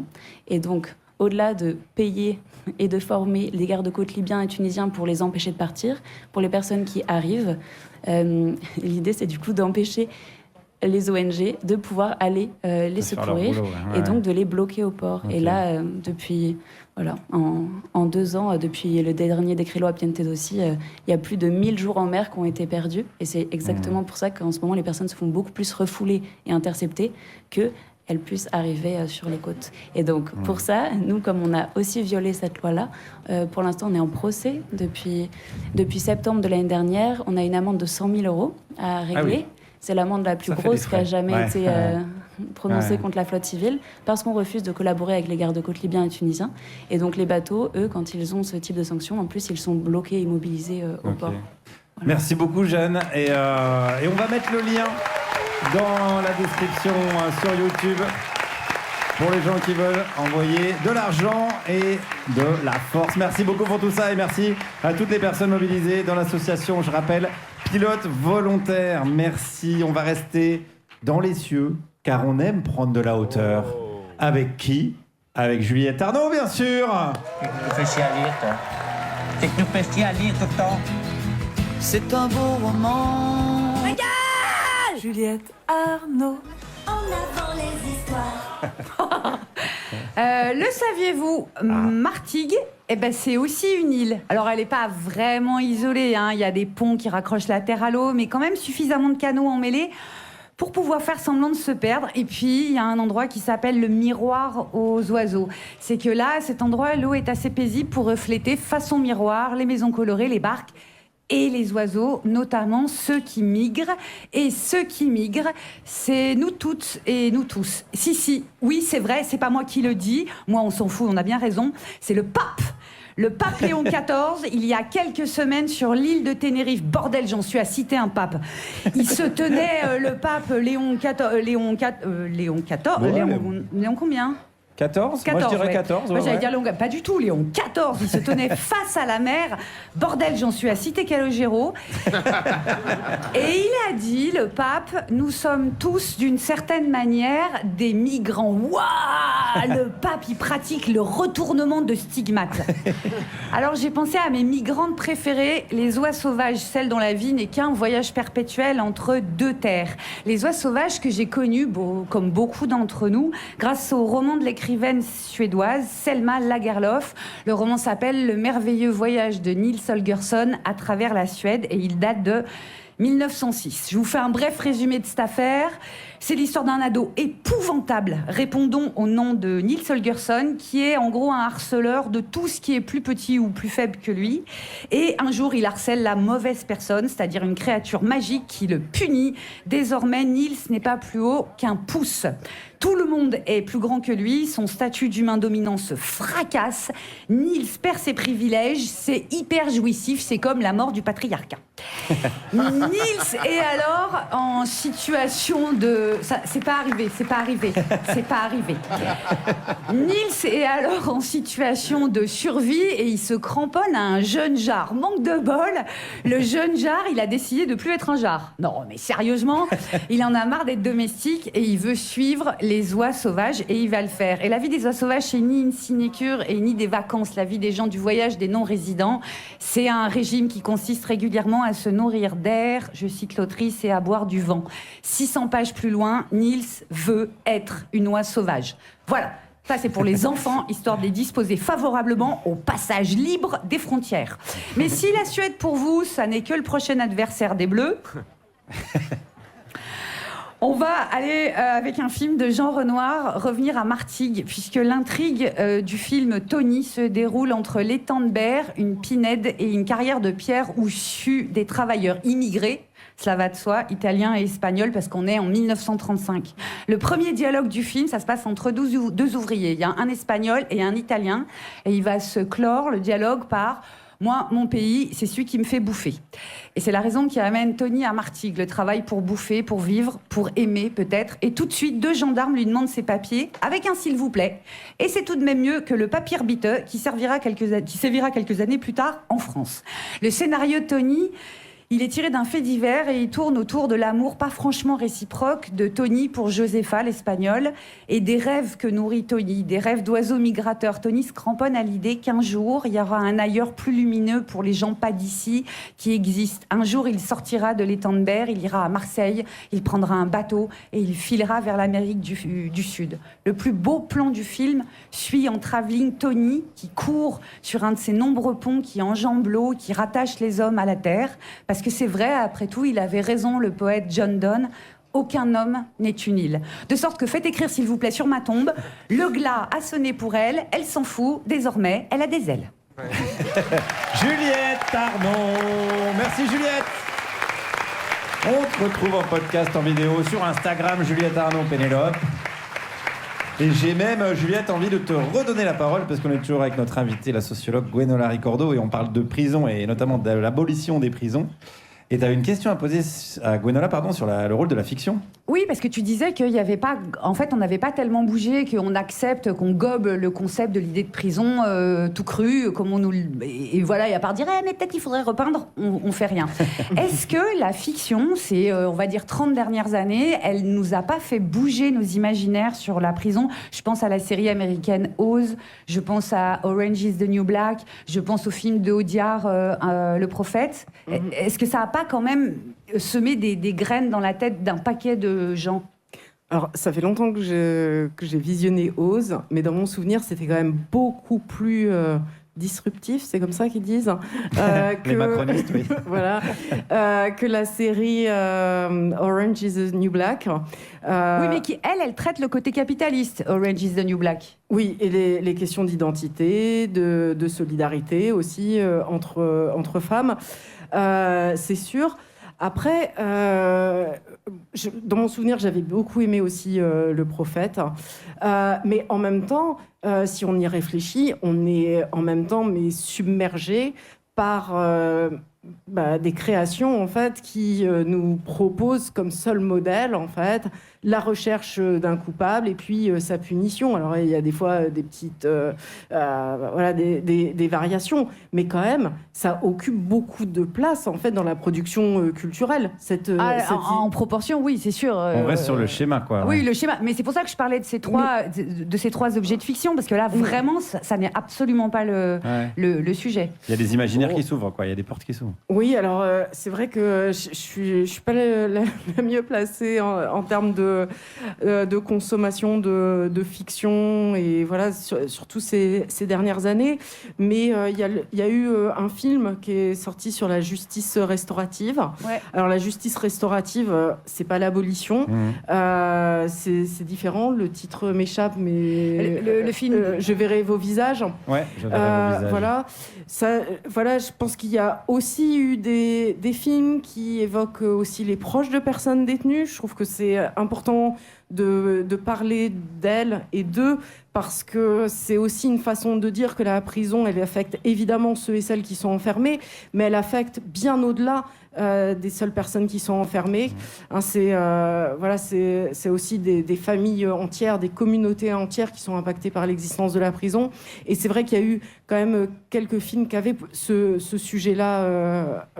Alors après, je suis désolée, je suis pas bonne en improvisation de titres, mais mais c'est vrai que j'ai noté des choses passées. Ça évolue, ça peut évoluer. Puisqu'on parle de cinéma, j'en profite pour faire un petit moment de promo pour un documentaire qui sort le 1er juillet, qui s'appelle Laissez-nous les clés, qui parle que certaines personnes connaissent, qui parle des suites de la liquidation judiciaire du McDo des quartiers nord de Marseille et de sa transformation en espace de solidarité collective. Je pense qu'ici ça parle à pas mal de gens et l'expérience est vraiment super. Ça s'appelle Laissez-nous les clés, ça sera donc au cinéma le 1er juillet. Voilà, dans cette émission, on aime bien faire un petit peu de pub pour ce qu'on aime, voilà, tout simplement. Et puis pour ce qu'on n'aime pas aussi. C'est l'autre publicité, quoi. Vous êtes toujours sur Radio Nova, la dernière. Juliette Arnaud, Aymeric Lompré, Pierre-Emmanuel Barré. Notre invité, la sociologue Gwenola Ricordo, avec qui on parle de prison. Depuis 18h, on parle d'abolition des prisons. Et on n'a pas encore évoqué, les pseudo-solutions. Par exemple, le bracelet électronique. Qu'est-ce qu'on en pense ? Alors, on en pense que ça fait partie de ce qu'on appelle communément des alternatives à l'incarcération, hein, de la même façon que les travaux d'intérêt généraux. Ouais. Il y a un certain nombre de mesures qui sont généralement promues comme permettant d'empêcher l'incarcération des personnes, hein, avec cette idée même que ça permettrait de vider les prisons. Et tout à chacun peut reconnaître que dans beaucoup de cas, on est mieux chez soi qu'en prison. Je dis dans un certain nombre de cas parce que en même temps, il faut avoir la possibilité d'avoir un lieu pour être sous bracelet électronique. En fait, le gros problème de ces alternatives, c'est que à chaque fois, leur mise en place ne contribue pas à une diminution du nombre de personnes incarcérées, mais ce sont des dispositifs en fait qui s'ajoutent. C'est-à-dire qu'on n'a pas donc moins de personnes incarcérées, on a toujours plus de personnes incarcérées, plus des gens qui font des tiges ou qui sont sous bracelet électronique. On appelle ça, en termes savants, en fait, l'élargissement du filet pénal. Hein, c'est vraiment comme le filet et la pêche, hein, voilà. Et qu'en fait, on a avec ce type de mesures, on attrape plus de gens. Et alors, très concrètement, c'est des gens qui vont se retrouver sous bracelet électronique pour des faits pour lesquels, il y a 10 ans, en fait, ils n'auraient pas eu de forme de sanction pénale. Une sorte d'effet rebond, quoi. En fait, on applique plus cette peine que si elle n'existait pas. Et du coup, pour nous, d'un point de vue abolitionniste, comme on sait de quelle façon, en fait, quels sont les effets produits par ces alternatives, on dit clairement, en fait, que les alternatives ne servent qu'à nourrir la prison. Hein. C'est finalement le supplément d'âme du système pénal qui veut nous faire croire qu'il n'est pas toujours dans le punitif, qu'il a aussi d'autres façons plus plus acceptable socialement de répondre à des crimes ou à des délits. Et donc, on se méfie, on dénonce en fait la promotion des alternatives. Mais alors, est-ce qu'on n'est pas en manque de solutions ? Finalement, on a l'impression de partager le constat avec toi, mais de rester un peu sur notre faim, même si c'est pas ton travail de trouver les solutions à tout, hein, mais de se dire, ah ma mince, alors... Tu as parlé tout à l'heure de la justice restaurative. Alors bon, c'est le fait de faire dialoguer les victimes et les coupables, d'essayer de trouver des consensus, des compromis. Est-ce que ça, dans certains cas, ça peut fonctionner quand même ? Alors, je comprends ce sentiment et voilà, c'est évidemment quelque chose qui nous est souvent reproché. En même temps, je trouve que c'est extrêmement important de dire qu'on a avec le système pénal un système qui est extrêmement néfaste et que c'est assez perturbant que nous, abolitionnistes, on nous demande en fait des solutions et des solutions effectives qui marcheraient, qui seraient efficaces, quand de l'autre côté, en fait, le système pénal, on lui demande jamais de compte. Hein. Donc il y a quand même un traitement assez différentiel. Oui, mais comme on n'invite pas Laurent Nunez dans l'émission et qu'on t'a sous la main, on se dit, bah tiens, on va plutôt aller voir. Dommage. Après, il est toujours dans nos cœurs. Je le disais simplement pour aussi avoir en tête de quelle manière en fait s'organisent les débats publics et à quoi en fait l'injonction qui est faite aux abolitionnistes d'avoir une solution. Et bon voilà, je le dis souvent sous le ton de la blague, mais bon, vu que je suis entourée d'humoristes, bon, voilà, c'est un petit peu intimidant. Mais non, mais il y a Pierre aussi, hein, t'inquiète. Pour nous, c'est ta première vanne. Les enfants. Si on considère sérieusement que la prison porte préjudice à notre qualité de vie en société, nous fait du tort et que ces méfaits sont extrêmement puissants, en fait, il n'y a pas à se poser la question de par quoi on va la remplacer. En fait, c'est du même ordre que de dire je voudrais mettre fin au cancer. Ah super, mais par quoi tu voudrais remplacer le cancer ? Et du coup, c'est la même chose avec la prison, c'est la même chose avec la police. Alors il y a quand même un aspect sérieux de la question à laquelle on a aussi des réticences à répondre, parce que l'abolitionnisme, il y a un gros mot que j'ai toujours pas employé depuis le début de l'émission, c'est le mot révolution. L'abolitionnisme est un projet révolutionnaire et que pour nous, en fait, ça n'a pas de sens d'abolir la prison si le capitalisme, il est toujours là, si le patriarcat, il est toujours là. Mais oui, c'est un projet global, bien sûr. Et je dirais même plus...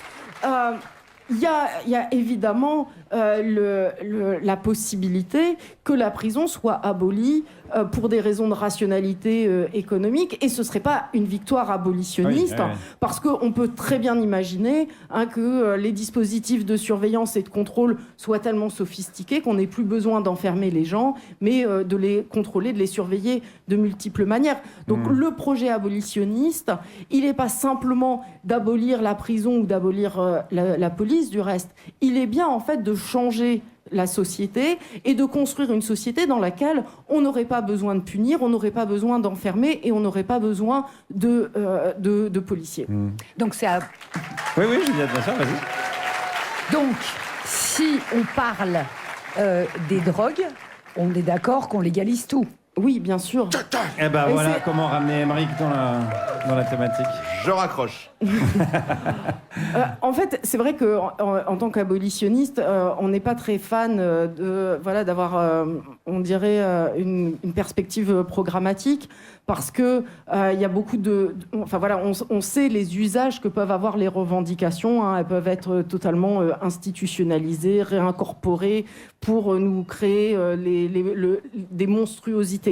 Par contre, il y a des choses qu'on sait aller dans le bon sens, et on est aujourd'hui dans une situation totalement à la fois réactionnaire et particulièrement imbécile en termes de stupéfiants, de drogue, avec cette politique de guerre à la drogue. Il n'y a jamais une guerre qui a été gagnée contre la drogue, et s'il y a bien une mesure sur laquelle il faudrait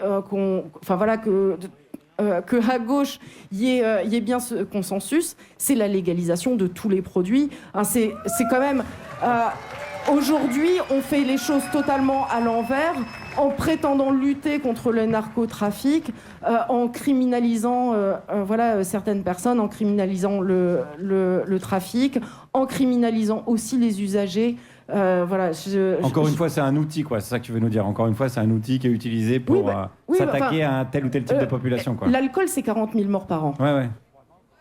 Voilà. Alors, évidemment que quand je dis il faut légaliser, je suis pas en train de dire que... Il faut consommer absolument. Non, bien sûr que non, Oui, j'ai compris. mais il faut que les usagers et les usagères puissent le faire dans des bonnes conditions, que ceux et celles qui ont besoin d'être aidés puissent l'être. Mais c'est évidemment une politique, lorsqu'on criminalise certains produits, on ne fait toujours que criminaliser certaines personnes. Merci beaucoup, Gwenola, pour toutes ces explications. On est toujours en direct de Martigues et on a confié la dernière pause musicale à notre réalisateur, certainement le cousin de Pharrell, puisque notre réalisateur c'est Malo Williams. Qu'est-ce qu'on va écouter ? Tu sais, on est beaucoup dans la famille. On m'entend ? Oui, c'est le micro, pardon. Je me suis trompé. Sachant que c'est toi qui es censé ouvrir les micros. Donc si ça se trouve, on ne nous entend pas depuis le début, Malo. Je suis pas encore multitâche. On va rendre un hommage aujourd'hui tous ensemble. Alors il y a un groupe qui s'appelle Nasser, c'est un groupe de rock qui vient des Bouches-du-Rhône. Et il faut savoir que dans ce groupe, il y avait un certain Romain Chicha qui vient de Martigues. Et malheureusement, il nous a quittés il y a 3 jours. Donc c'est une assez triste nouvelle. Donc je vous propose qu'on joue un morceau qu'on avait beaucoup aimé sur Nova à l'époque qui s'appelle Bronson. Et donc bien sûr une pensée à sa famille et ses amis. Vous êtes toujours sur Radio Nova, vous écoutez La Dernière avec Juliette Arnaud, Aymeric Lompré, Pierre-Emmanuel Barré et notre invitée, la sociologue Gwenola Ricordo. On a beaucoup parlé de ton travail, de tes analyses qui nous ont passionnés, mais on n'a pas encore assez parlé de toi. Et ça, c'est Juliette qui a enquêté avec son désormais fameux questionnaire. Juste après Proust, Juliette Arnaud. Exactement. Avant même, je dirais. Elle est folle.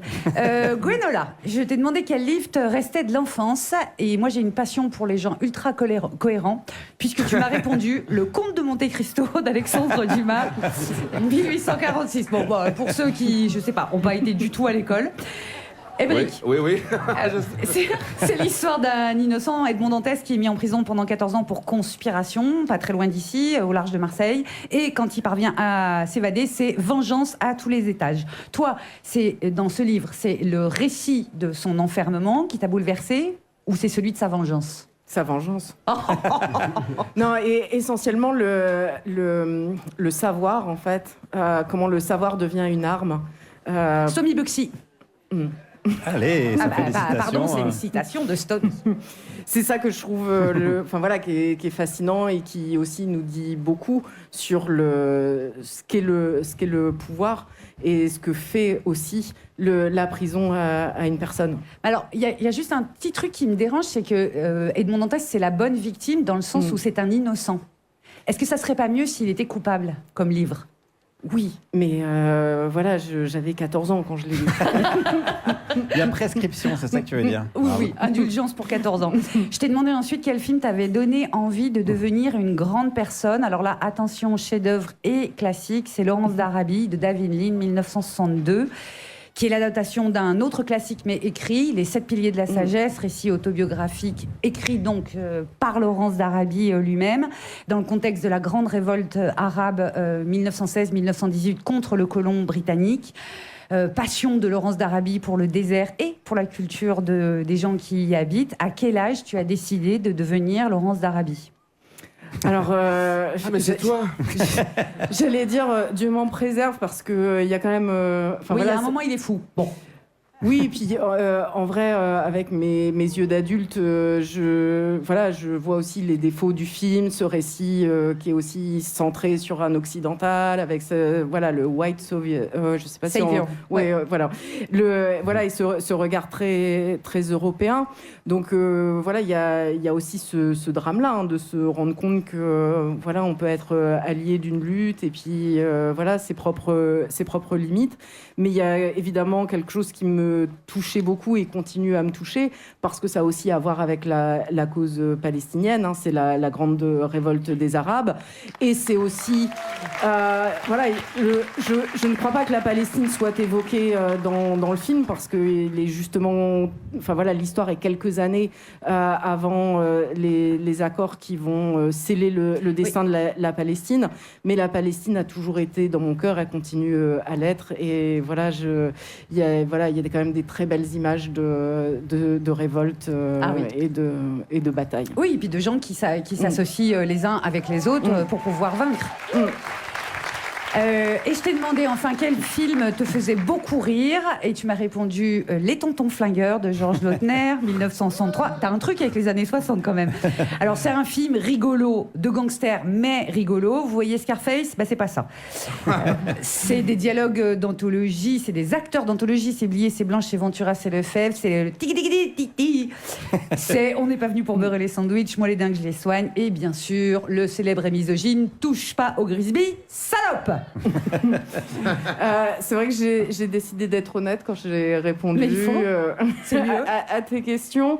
Et voilà, il y a une forme de nostalgie, je pense, quand on regarde les Tontons Flingueurs, voilà. Mais je pense qu'il y avait même déjà de la nostalgie quand il a été tourné. Enfin bon, c'est l'effet que ça fait, ouais. Voilà. Mais j'aime beaucoup à la fois cet humour, mais surtout en fait la façon dont truands et bourgeois sont renvoyés dos à dos, et j'aime cette critique aussi des truands, et j'aime cet humour-là, parce que c'est vrai que souvent on peut se dire mais voilà, le monde de la prison, c'est pas un monde voilà, qui prête à rire, mais en fait enfin je m'éloigne un peu du sujet, mais quand même il y a de l'humour, il y a de la vie, et voilà, que ce soit les personnes qui sont incarcérées, leurs proches, aussi dans le monde de la criminalité. Et trop souvent en fait la critique de la prison va sur un on pourrait dire un ton grave, et il faut voir la vie aussi. La vie elle est partout, elle est aussi dans ces moments-là. Donc merci Georges Lautner. Et merci Gwenola, et merci Juliette. On peut quand même signaler 3 autres livres que tu voulais nous présenter. Oui, rapidement. Je profite de passer à la radio. Mais oui. Vas-y. Je voulais parler de Mange ta peine de Mobem, qui est aux éditions du Bout de la Nuit. C'est un livre de recettes de Mobem. Je voudrais le saluer, comme saluer tous les prisonniers qui sont actuellement dans les quartiers de lutte contre le crime organisé. Mobem est un prisonnier en lutte, et voilà. Okay. Je voulais aussi parler du guide à l'usage des proches de personnes incarcérées, qui est un guide qui a été fait par des proches et qui se trouve sur internet, guidedeprochesprison.noblogs.org. On mettra le lien aussi en description de la vidéo. Et enfin, je voulais faire un peu d'auto-promo, parce que je suis devenue directrice de collection. J'ai lancé la collection Cahiers abolitionnisme pénal chez Atelier Téméraire. On a publié notre premier livre qui s'appelle La bureaucratie de la punition, qui est une critique de l'usage des caméras piétons par la police, et c'est un livre d'Alek Karakatsani. Si vous connaissez des libraires sympas, dites-leur de nous commander des livres. Le prochain sort en septembre, ce sera sur abolitionnisme et lutte pour la Palestine. Merci Gwenola, et je rajoute le tien. On n'a pas assez cité depuis le début de l'émission, mais vraiment lisez-le tant qu'il y aura des prisons. On te découvre donc nouvellement directrice de collection, mais j'ai l'impression qu'il y a pas mal de trucs que tu nous as pas encore dit. Et je me dis que dans cette émission, heureusement qu'il y en a un qui quand même fait le taf de s'intéresser à fond aux invités. Et on va conclure quasiment l'émission avec lui. C'est ce que vous ne savez pas sur l'invité, que même l'invité ne sait pas sur elle-même, par Aymeric Lompré, juste après le jingle. Aymeric, soyez indulgent, il a pas eu le temps.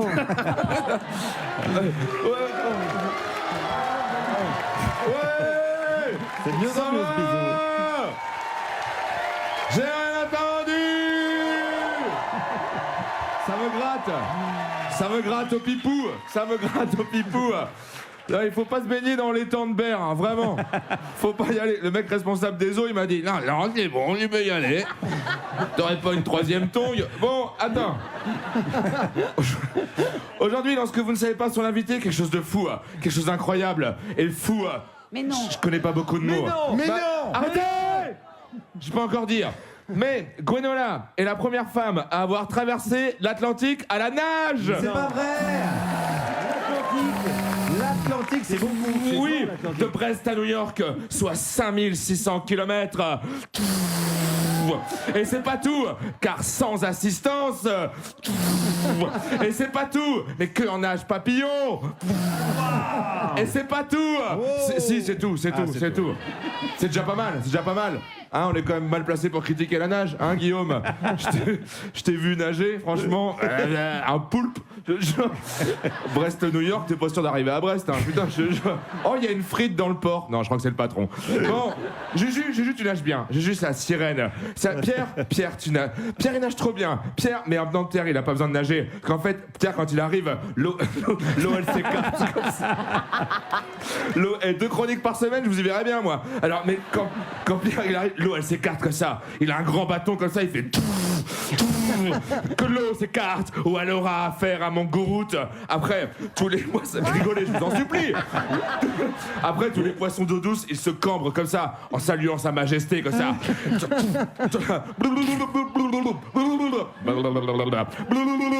Et comment leur donner tort? Ouais. Je suis amoureux de Pierre. Je suis trop amoureux de toi, Pierre. Moi aussi. Faudrait que j'élimine Guédré. Mais comment? Je l'attirerais avec des robes à fleurs et des boucles d'oreilles cerises comme ça.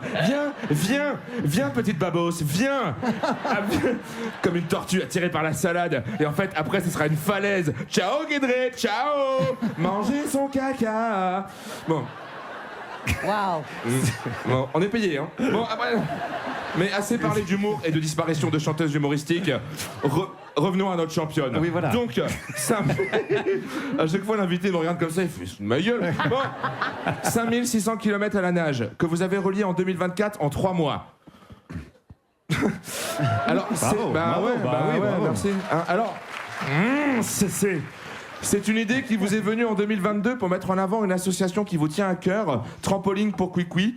Alors, c'est une association qui installe des trampolines en dessous de chaque nid des petits oiseaux français afin d'éviter les accidents d'oisillons bien trop nombreux. Je précise nid français puisque je vous cite les oiseaux migrateurs qui aillent bien se faire enculer.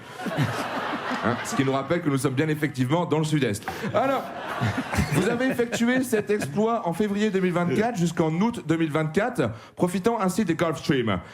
Alors, ceux qui sont en train de se dire « Ah, mais ça fait pas 3 mois de février à août !» Vous êtes des cinglés! Rien n'est vrai dans ce que je dis, ça fait 2 ans que je dis de la merde, hein, vraiment. Mes chroniques, c'est un best-of CNews. Vous voyez bien que j'ai écrit ça à 2h du matin après la teuf, après l'émission en Ariège. Vraiment. 18 pintes, 2 taf, un quart de carton, c'est parti pour l'écriture. Il n'y a pas de stylo dans ta main, Emmerich. Autant pour moi. Emmerich, c'est un briquet, ça. Ça roule. Ça brûle. C'est une bougie, Emmerich. Non, mais attendez, les martiguenois. Je sais pas comment on les appelle. Non. Attendez, mais vous voyez bien que c'est faux. 5600 km à la nage sans assistance, vous vous rendez compte? Oh! Mais réfléchissez, quid du manger, quid du dodo? Comment se laver? Comment on mange? Et je vous pose la question, comment on mange? Vous croyez que granola? Non, non, mais elle m'a dit de pas faire la blague granola et que j'ai envie de la faire. Mais attendez, cessez de rire comme des bêtas. Comment qu'elle fait pour manger, Gwenola? Elle attend que les poissons y passent comme ça. C'est pas possible. En plus, les bras sont pris par la nage. Comment tu mets du citron sur le poisson? Merde, réveillez-vous. Y a pas que les vieux et la poutarde dans la vie. Merde. Alors ça, pour rien branler à la plage, y a du monde. Hein. Et quand il s'agit de réfléchir 2 minutes, c'est marée basse. Merde. Et pour la nuit, vous avez réfléchi pour la nuit? Non, bah non. Vous savez comment qu'elle fait? Elle dort pas pendant 3 mois. Elle dort pas pendant 3 mois. Elle arrive à New York, alors comment c'est passé? Tailleud. Et même pour l'orientation, mais réfléchissez, bande de loulous. Comment tu fais pour t'orienter sans matos, dans le noir, en plein milieu de l'Atlantique? Forte chance qu'un Brestois ils disent alors que revoilà Guenola. Non, on se réveille. On s'étonne que le Sud-Est ça vote extrême droite, mais si vous gobez tout et n'importe quoi, c'est pas étonnant. Alors on se remet Non mais vous ça va, parce qu'il y a les Sarwell et tout, mais les autres. Non, alors on se remet dans le droit chemin. Moi je reviens la semaine prochaine avec le portrait de notre prochain invité qui lui a habité sur la Lune. C'est pas vrai. Arrête-moi Guillaume que ça va partir en bagarre. Merci Émeric. Émeric Lompré, qu'on peut applaudir bien fort, qui fait un très beau travail pour libéraliser les drogues. Qu'on retrouve en spectacle partout en France bientôt avec Pierre-Emmanuel et en bande dessinée avec Alan Barth. YOLO, c'est en librairie. Il est 20h08, presque 9. On est un petit peu à la bourre, mais il nous reste quelques petites questions pour notre invité Gwenola Ricordo. Et quelques petites réponses, on espère. Pierre-Emmanuel. Oui, Gwenola, tu as travaillé aux États-Unis. Les Américains, ils sont prétentieux, nationalistes, xénophobes et ils ont élu 2 fois le même connard. Comment ça se fait qu'on les aime pas avec autant de points communs? Mais c'est réciproque. Hein. C'est vrai. Ils ne s'aiment pas beaucoup non plus. Contre Kems. Émeric. Oui, quand on tombe sur la case prison au Monopoly, est-ce qu'on récupère l'argent au milieu? Ah, très bonne question. Bah non. Ah, bah t'es pas l'invité, dis donc, Juliette. Pardon, mais non. Alors non, bon, elle a Merci. répondu à ta place. Juliette, est-ce que tu as une question? Oui, est-ce que Gwenola, parfois tu te dis quand t'es fatiguée, dans ma prochaine vie, je me choisirai un sujet plus pépère, type la vie des pâquerettes. Ouais. Allez, dernière question. Est-ce que tu préfères voir Rachida Dati, ministre de la Justice, ou Rachida Dati en prison? J'avoue, elle est vache, elle est vache. J'aimerais pas qu'on me la pose. Joker, merci beaucoup, Gwenola Ricordo, d'avoir été avec nous. Pendant ces 2 heures, on conseille ton dernier livre, Tant qu'il y aura des prisons. Merci à Jeanne Tesson, son association Les Pilotes Volontaires, allez les soutenir. Merci à notre humoriste Alison Assambri, allez la voir en spectacle. Merci à toute l'équipe de Martigues qui nous a reçus. Sébastien à la direction culturelle, Thomas, Arthur, Pilou, Cali, Léo, Yann, Christophe, Quentin, Rémi. L'adjoint au maire Florian, le maire Gabi. Je signale bientôt le festival du village des Fadas du Monde du 7 au 12 juillet à la base nautique de Toulon à Martigues. Et il y aura Mamari, notre amie Mamari, le 10 juillet, allez la voir. Merci à toutes les équipes techniques de Radio Nova, Fred, Quentin, Malo, Williams à la réalisation, accompagné de Lulu, Mathilde, Julien la technique, Théo, Loris, Quentin à la prod, Mano, Ninon, Yona pour la com, Malika, Obéline, Germain pour les partenaires, Terence au merchandising, Frick Studio pour le générique, Christian pour la programmation musicale, faites du bruit pour tous ces gens, Colline, Élise, Sébastien, Bastien pour les réseaux sociaux, les équipes Goodway, à Benjamin, Alban dont c'est l'anniversaire en plus aujourd'hui, incroyable, Tristan également, notre rédacteur en chef Ramzi Assadi, Émeric Lompré, Pierre-Emmanuel Barré, Juliette Arnaud et Guillaume Meurice. On se retrouve samedi à Riorges dans la Loire. D'ici là, amusez-vous bien, ouvrez les écoles, fermez les prisons et vivement la dernière. La dernière tournée. Nova. Radio Nova, la dernière tournée. Rendue possible par Enercop.